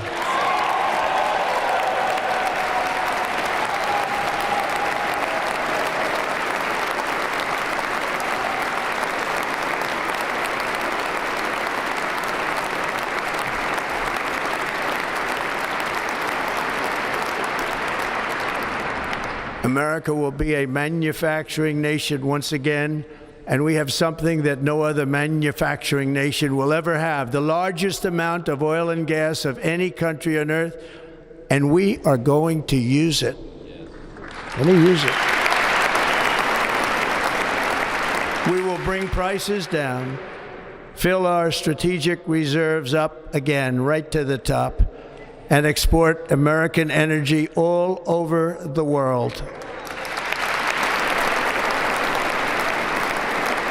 We will be a rich nation again, and it is that liquid gold under our feet that will help to do it. With my actions today, we will end the Green New Deal and we will revoke the electric vehicle mandate, saving our auto industry and keeping my sacred pledge to our great American auto workers. In other words, you'll be able to buy the car of your choice.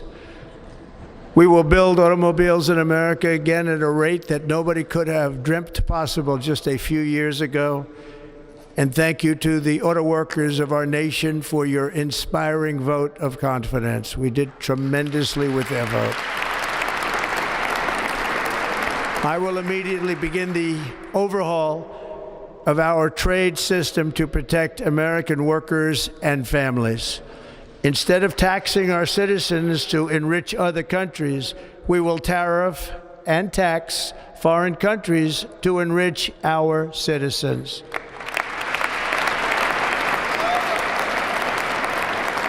For this purpose, we are establishing the External Revenue Service to collect all tariffs, duties, and revenues. It will be massive amounts of money pouring into our treasury, coming from foreign sources. The American dream will soon be back and thriving like never before to restore competence and effectiveness to our federal government. My administration will establish the brand new Department of Government Efficiency.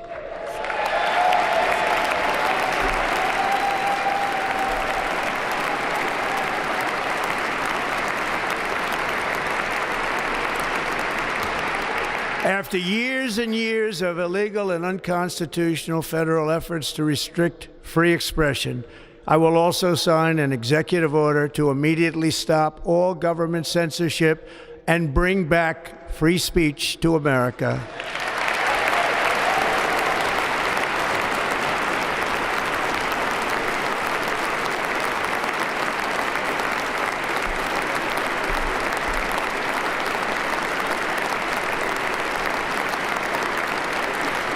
Never again will the immense power of the state be weaponized to persecute political opponents, something I know something about. We will not allow that to happen. It will not happen again. Under my leadership, we will restore fair, equal, and impartial justice under the constitutional rule of law.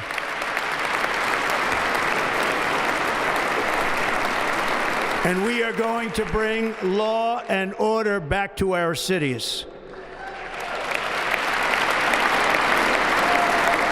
This week, I will also end the government policy of trying to socially engineer race and gender into every aspect of public and private life.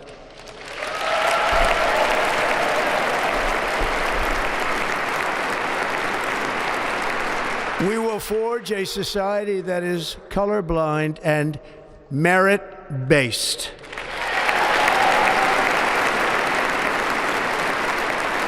As of today, it will henceforth be the official policy of the United States government that there are only two genders, male and female.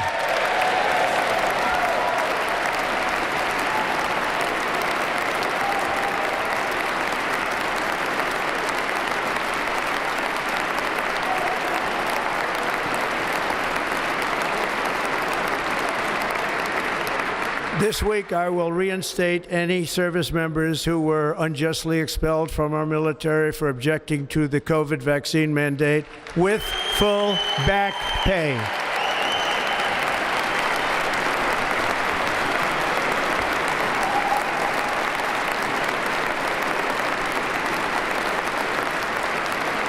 And I will sign an order to stop our warriors from being subjected to radical political theories and social experiments while on duty. It's going to end immediately. Our armed armed forces will be freed to focus on their sole mission, defeating America's enemies.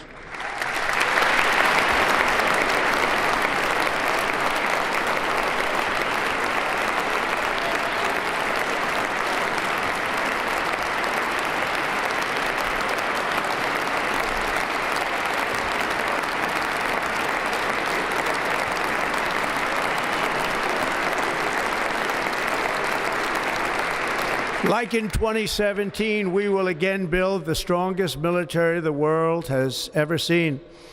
We will measure our success not only by the battles we win, but also by the wars that we end, and perhaps most importantly, the wars we never get into.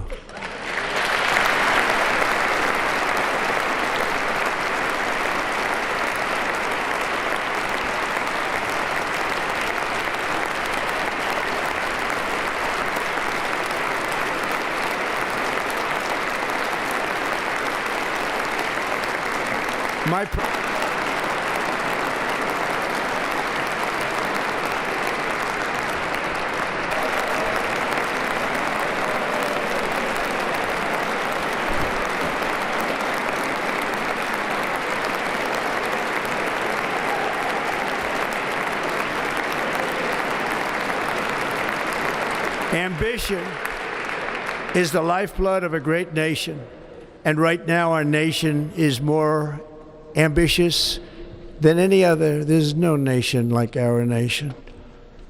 Americans are explorers, builders, innovators, entrepreneurs, and pioneers.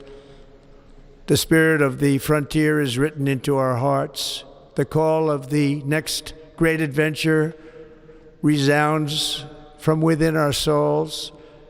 Our American ancestors turned a small group of colonies on the edge of a vast continent into a mighty republic of the most extraordinary citizens on earth.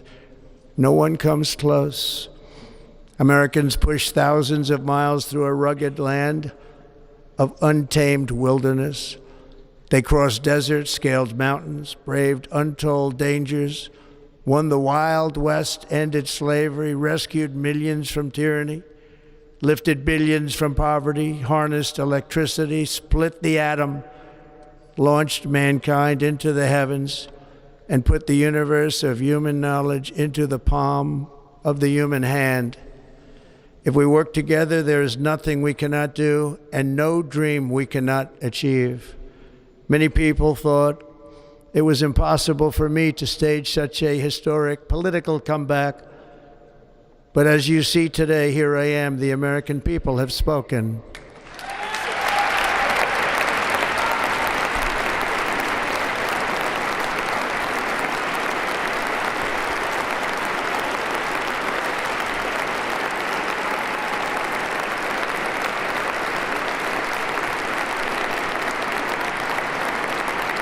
I stand before you now as proof that you should never believe that something is impossible to do.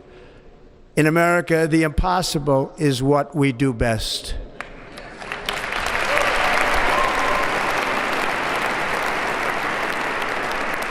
From New York to Los Angeles, from Philadelphia to Phoenix, from Chicago to Miami, from Houston to right here in Washington, D.C., our country was forged and built by the generations of patriots who gave everything they had for our rights and for our freedom. They were farmers and soldiers, cowboys and factory workers, steel workers and coal miners, police officers and pioneers who pushed onward, marched forward, and let no obstacle defeat their spirit or their pride. Together they laid down the railroads, raised up the skyscrapers, built great highways, won 2 world wars, defeated fascism and communism, and triumphed over every single challenge that they faced. After all we have been through together, we stand on the verge of the 4 greatest years in American history. With your help, we will restore America, promise, and we will rebuild the nation that we love, and we love it so much. We are one people, one family, and one glorious nation under God. So to every parent who dreams for their child, and every child who dreams for their future. I am with you, I will fight for you, and I will win for you. We are going to win like never before.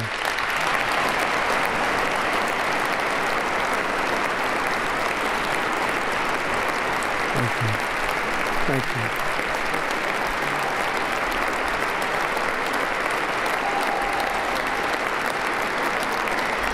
Thank you.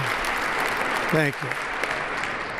In recent years, our nation has suffered greatly, but we are going to bring it back and make it great again, greater than ever before. We will be a nation like no other, full of compassion, courage, and exceptionalism. Our power will stop all wars and bring a new spirit of unity to a world that has been angry, violent, and totally unpredictable. America will be respected again and admired again, including by people of religion, faith, and goodwill. We will be prosperous. We will be proud. We will be strong, and we will win like never before. We will not be conquered. We will not be intimidated. We will not be broken, and we will not fail. From this day on, the United States of America will be a free, sovereign, and independent nation. We will stand bravely. We will live proudly. We will dream boldly, and nothing will stand in our way because we are Americans. The future is ours, and our golden age has just begun. Thank you. God bless America. Thank you all. Thank you. Thank you very much. Thank you very much. Thank you.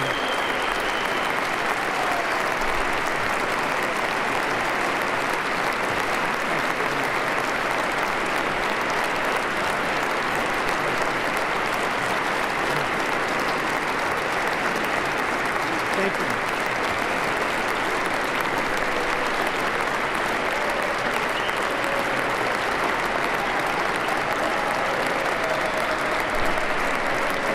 Ladies and gentlemen, performing America the Beautiful, please welcome the Armed Forces Chorus and Carrie Underwood.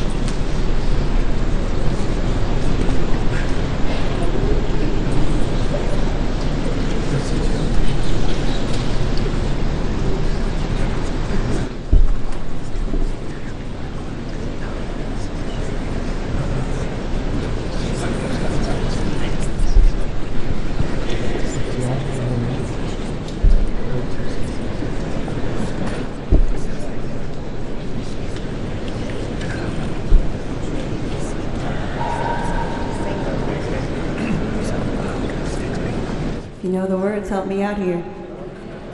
Oh, beautiful for spacious skies, for amber waves of grain, for purple mountain majesties.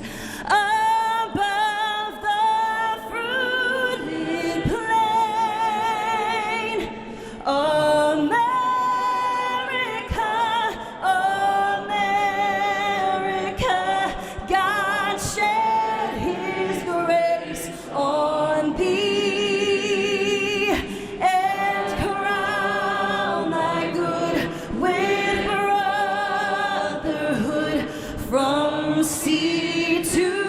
shining sea.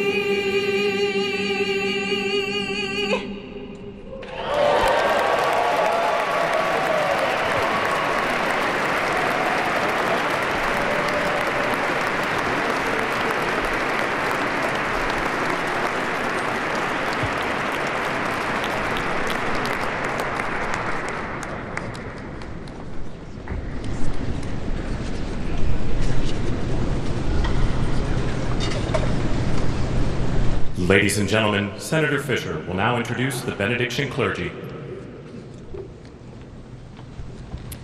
I now call on Rabbi Ari Berman, Pastor Lorenzo Sewell, and Reverend Frank Mund to provide prayers of benediction.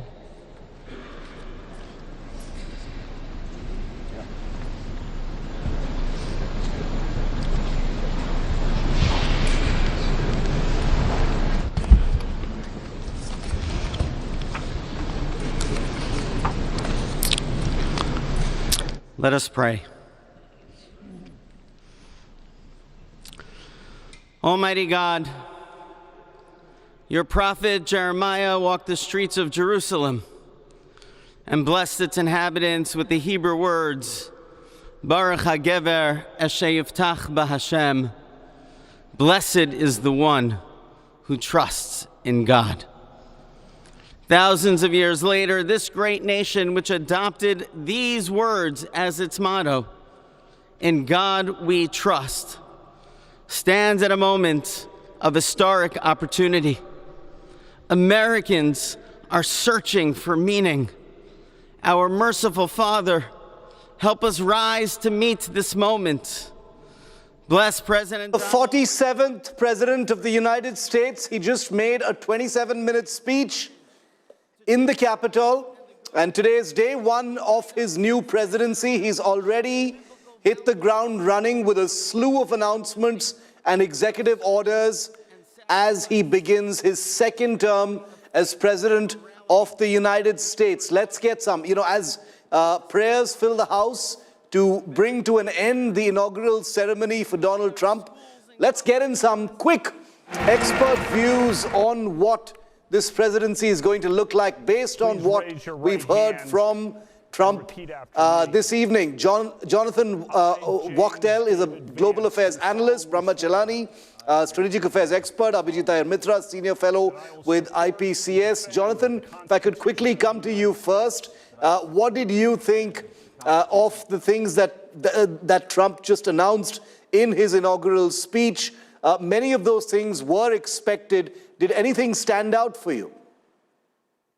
Look, they were very firm words, Shiv, very strong rhetoric, not like we saw on the campaign trail, of course, which had, lots of barbs, vicious barbs toward his opponent, Biden, and then Kamala Harris. But certainly it must have been very difficult for the outgoing president and vice president and others within that Rotunda to listen to what he was saying there, which is essentially the undoing of many of the policies that were put in place by the Biden administration. Stood out for you from that speech? Many of the noises that Trump has been making in the run-up to today's inauguration were pretty indicative, pretty, clear that he was going to pick up on many of these hot-button issues. Unexpected lines for you? I think there were a few things that were unexpected. For example, Trump said that he would like to be remembered as a peacemaker and a unifier. And he said from the executive in Washington, D.C., before I come to Abhijit, Gaurav, you were able to hear that speech from -8 degrees outside. It's a sunny day, but extremely cold. Day one of the new Trump. In and around Texas, they want to drill, they want to get more oil, and the whole of the country wants cheaper fuel, cheaper energy, cheaper gas. They've been wanting that for a very long time to have more money in their wallets. So drill, baby, drill is something that will work for them, they say, and that's something they're looking forward to. Point one. Point two, his declaration of war on illegal immigrants. It may be rhetoric, but it's something that strikes a chord with a lot of people here when it comes to tackling the illegals, and especially those who are illegal criminals, the cartels, the gangs, the drug smugglers, the weapon smugglers, the human traffickers. And that's a huge problem, not just in Canada, but even in the United States of America. And when he says that he will issue an executive order that every agency, central or state, will go after these people, is a big message that goes out. I mean, do they have the funds? Will they separate families? Those are issues that the devil lies in the detail. But the declaration is being met with loud cheers. Giant television screens have been put up for people to hear his speeches and to respond to that. And a number of them, including when he said plant the star and stripes on Mars, drew a great reaction from those who voted for him, those who braved this -8 degrees, and those who are listening to him at the arena also, at the Capital One Arena. And this party for them will continue through the evening and through the night, when there are several balls that either the president, the vice president, several others will be going to, party leaders, party supporters, meeting the candidates, and then taking this message back to the states. So that's something that they're really looking forward to on the implementation of all that he said, Shiv. So from Mexico to mass deportations to the military to Mars, the shock and awe that Brahmachalani describes as being expected from the first 100 days, the mood has definitely been set for that. Abhijit, coming to you very quickly, I did see your comments on the pardons that were issued by Joe Biden as his last executive order. But what are you expecting from the first 100 days of this new Trump presidency? What stood out for you from his speech? Nothing really, Shiv. This was all on expected lines. Yeah. We'd heard a few hours earlier that he was going to declare there were only 2 genders. So I think that entire grift industry, which is called DEI, is going to come to an end. There are going to be executive orders that bring that to an end. The monetization of that is simply not going to happen. I don't know what kind of legal challenges will be thrown up. It'll hold in court, it won't hold in court, but it's going to get very, very tough. There are lots of tools in the US government policy which can do that. The second is, did you notice he, on one hand, took away from Elon Musk and with the other hand gave to Elon Musk? Mars is very much an Elon Musk sort of project, which he will invigorate. And on the other hand, he revoked the EV mandate. Now, I've never been a big fan of EVs because, nobody discusses the environmental consequences of the highly reactive chemicals that form their batteries. But it's something, I would say that was the unexpected that we go back about 15, 20 years back to where the center was in American politics. Interesting. And one of the things that's been a talking point ever since the election result, and Jonathan, I want to draw you in on this. One of the most visible people, understandably, inside that room, apart from Trump himself, was Elon Musk. And given that these are 2 personalities who are going to be working together in this new administration, there has been a Trump dynamic. The Elon-Trump dynamic has certainly run through the campaign and firmed up solidly and got us to where we are. What happens, though, moving forward is really unpredictable. A lot of things lie ahead. Certainly, a lot of these policies will start to kick in. There'll be a lot of discord within the United States as others try to defend some of what's been fought for over the course of the Biden administration. A lot of discord within the United States certainly is going to be happening over the next months. In terms of the relationship between Elon Musk and President Trump, it depends on how much progress Elon Musk can make in his endeavor to try to do the Doge project. And if that runs into some sort of heavy headwinds, it might unravel. Certainly both men believe that it's something achievable, that they can go in and knock some heads and bring about some change. But really, the proof is going to be into how much you can start banging away at bureaucracy, banging away at some of the government entities and programs that are in place, and what happens. There again, you're going to run into a lot of headwind. So how much can be shoved and how much patience does Elon Musk have to ride it out? That remains to be seen too. How much patience does he have to ride it out? Indeed, it looks very unpredictable, but we're going to have to see how it goes. It's a big talking point, especially on social media and X, which Elon Musk owns. Gaurav, Dr. S. Jaishankar, the External Affairs Minister, was there. We've seen a lot of political heat here in the country over quote unquote, no invitation for Modi and things like that. We saw Dr. Jaishankar sitting right there in the front row. I did see Abhijit comment on the protocol implications of that and the importance of the India-US relationship as well.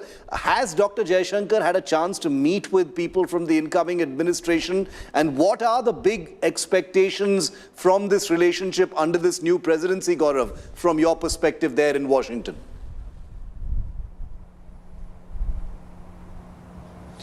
Shiv, India had learnt a very important lesson in 2017 when Donald Trump was sworn in, and it was believed that India had interacted very extensively with the Democrats. While they knew the Republicans, they didn't know very much about the Trump administration. And a lot of effort was made in 2017 to get to know the administration so that there is no time lost in transition in taking the relationship forward henceforth. And that is why each time there's a change in administration, India's already on ground zero while that transition is taking place to be completely in sync with the outgoing and the incoming administration, so that there is no time lost when the new administration is learning the ropes and learning about India's importance. And that is why External Affairs Minister Dr. S. Jaishankar was here well in time before the old administration left and as the new administration came in, and he interacted very extensively with both Jake Sullivan, the outgoing National Security Advisor,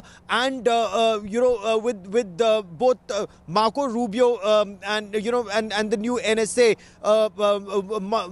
Walz. So, Mike Walz. So his interactions have been very extensive with all the administrations. India is anyway very close to both the Republicans and the Democrats. Both the NSA and the incoming NSA and the Secretary of State are part of the India caucus. There's somebody who sought India's close partnership with the US to be in line or in sync with Israel, the non-NATO ally.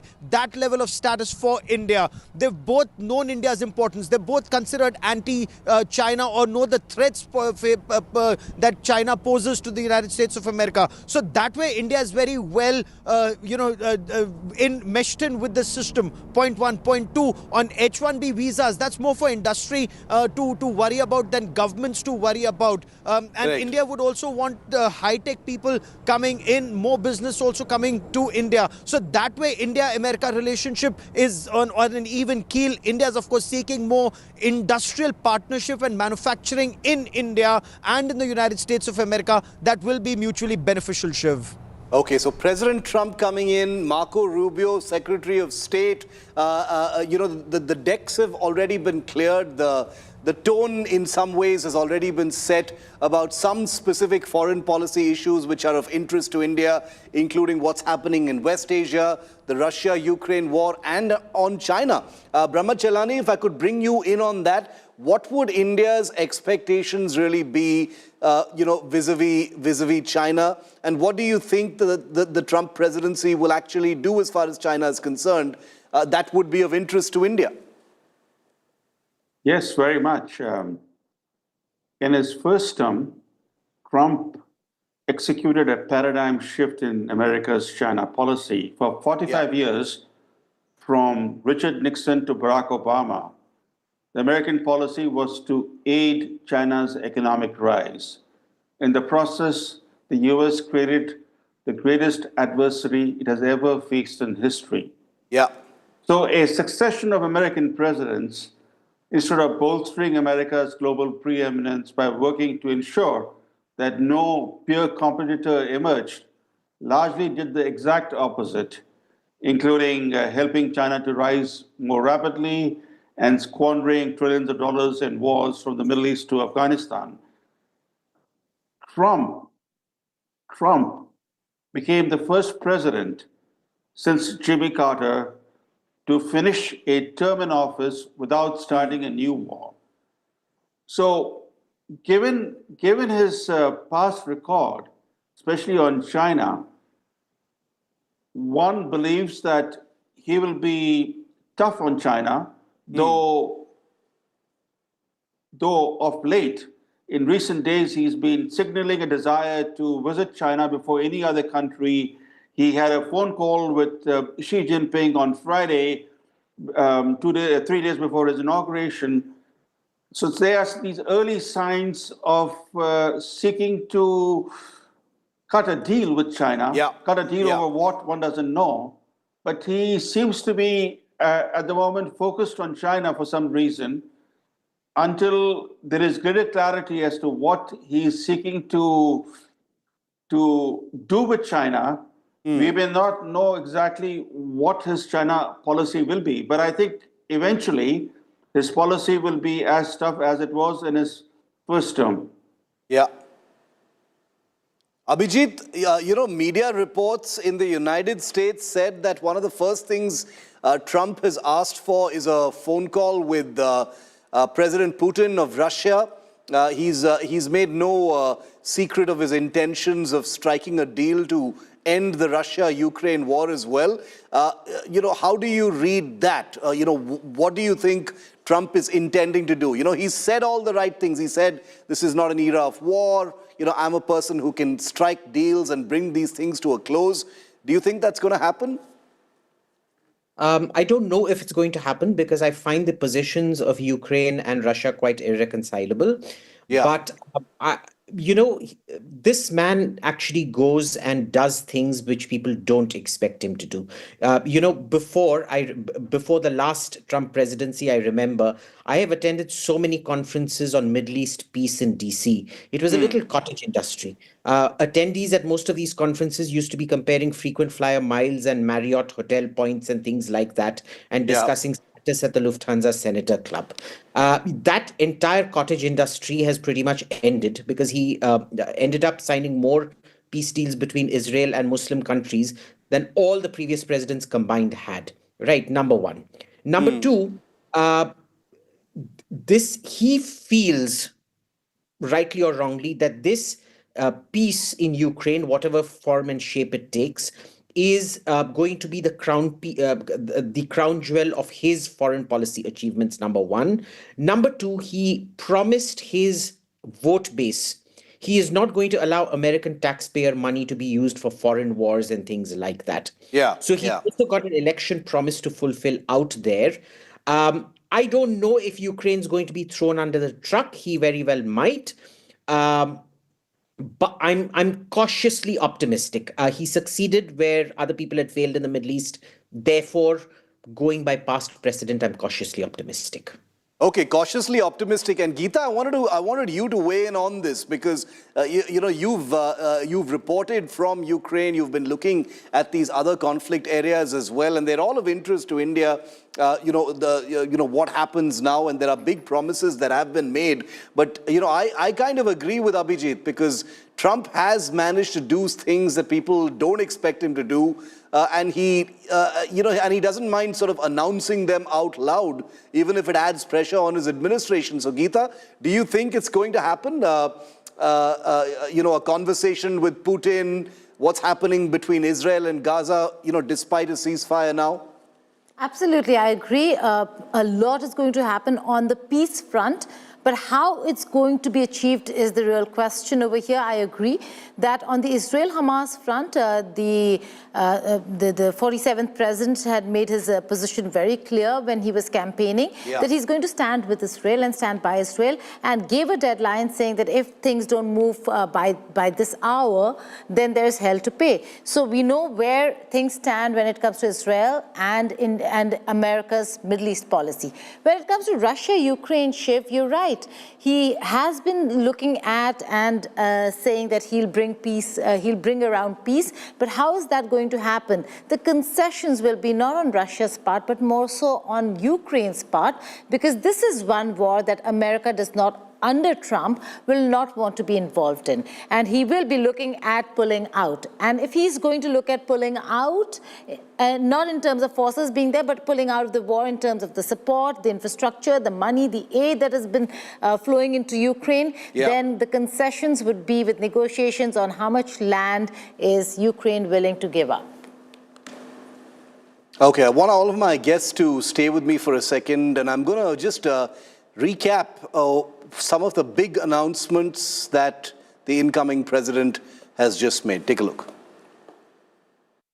Vice President Vance, Speaker Johnson, Senator Thune, Chief Justice Roberts, Justices of the United States Supreme Court, President Clinton, President Bush, President Obama, President Biden, Vice President Harris, and my fellow citizens.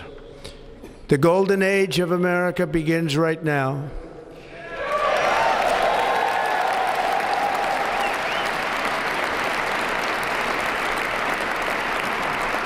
From this day forward, our country will flourish and be respected again all over the world. We will be the envy of every nation, and we will not allow ourselves to be taken advantage of any longer. During every single day of the Trump administration, I will very simply put America first. Today, I will sign a series of historic executive orders. With these actions, we will begin the complete restoration of America and the revolution of common sense. It's all about common sense. First, I will declare a national emergency at our southern border.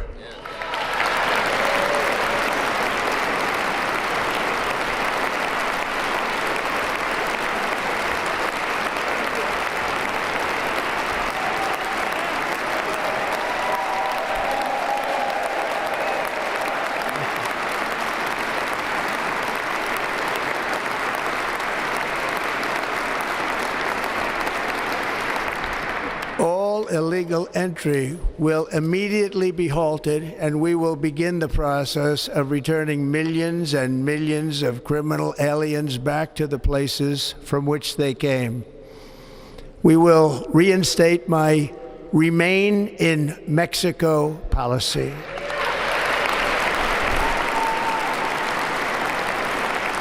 I will end the practice of catch and release. And I will send troops to the southern border to repel the disastrous invasion of our country.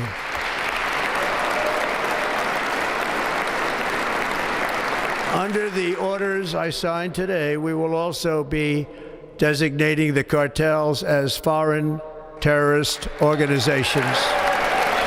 And by invoking the Alien Enemies Act of 1798, I will direct our government to use the full and immense power of federal and state law enforcement to eliminate the presence of all foreign gangs and criminal networks, bringing devastating crime to U.S. soil in the Green New Deal, and we will revoke the electric vehicle mandate, saving our auto industry and keeping my sacred pledge to our great American auto workers.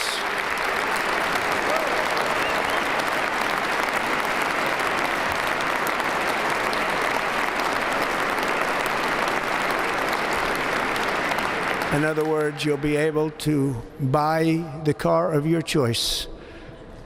We will build automobiles in America again at a rate that nobody could have dreamt possible just a few years ago.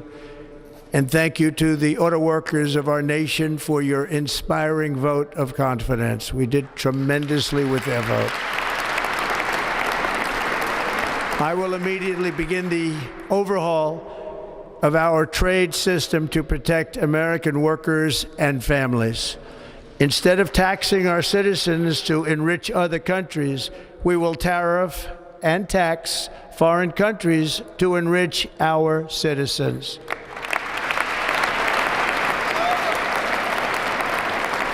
For this purpose, we are establishing the External Revenue Service to collect all tariffs, duties, and revenues. It will be massive amounts of money pouring into our treasury, coming from foreign sources. The American dream will soon be back and thriving like never before to restore competence and effectiveness to our federal government. My administration will establish the brand new Department of Government Efficiency.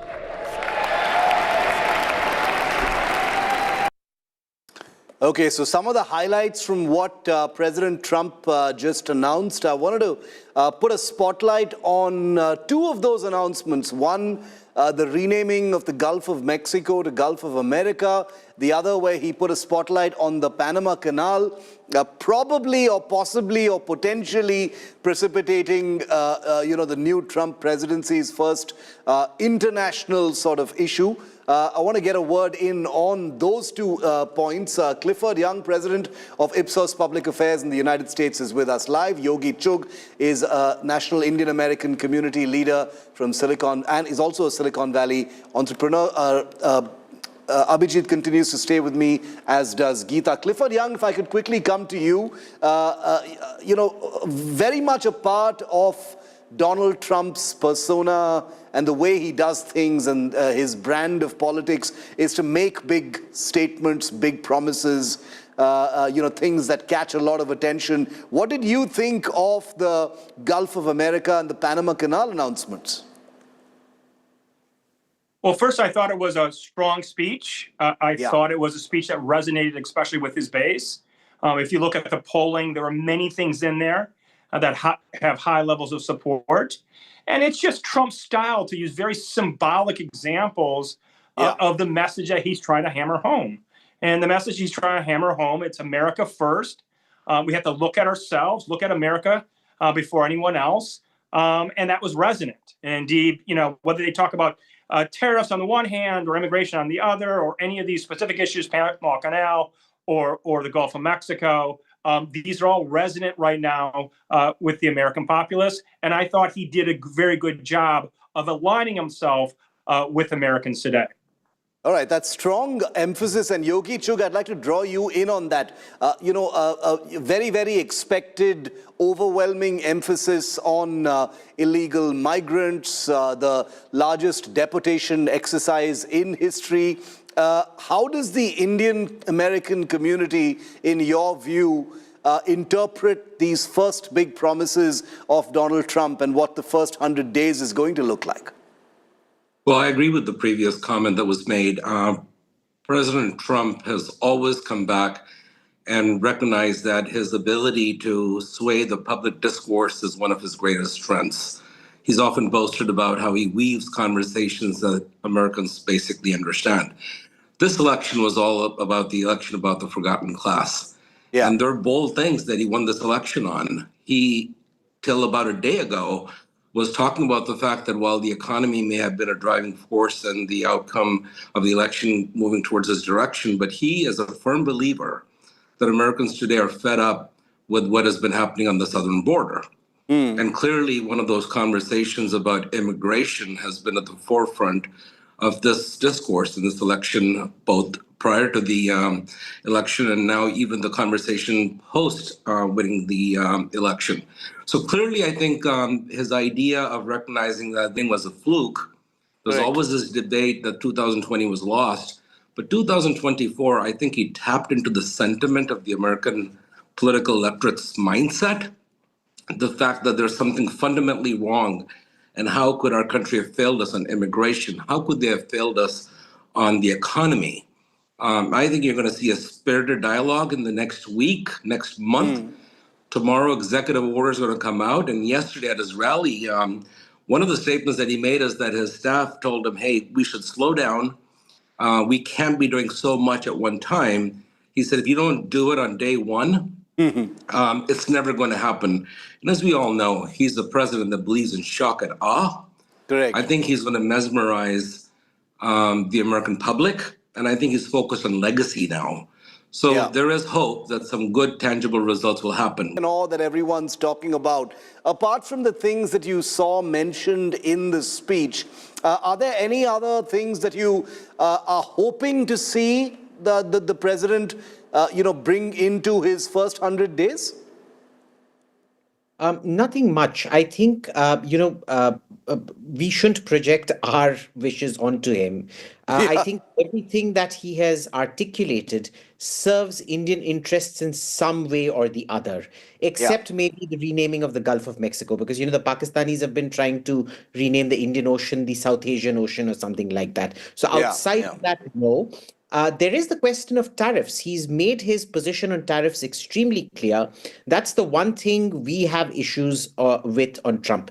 You remember the last time also we had these issues, but we have a playbook to throw at him, which we did the last time. If you remember the last time he announced tariffs, the Europeans imposed counter tariffs. We didn't do that. We went on engaging them in talks for the next 3 years, and those tariffs never really materialized at all. Correct. The second thing that we did to keep him from cutting off talks and then imposing tariffs is to keep throwing him a few $1 billion worth of arms contracts every year, which is, he's transactional. He likes that. So you can find a modus vivendi with that. So no, all up, I thought this was very, very good. The one big thing, though, I was surprised he didn't mention was China. Side of this break. Thank you. That I will faithfully execute the office.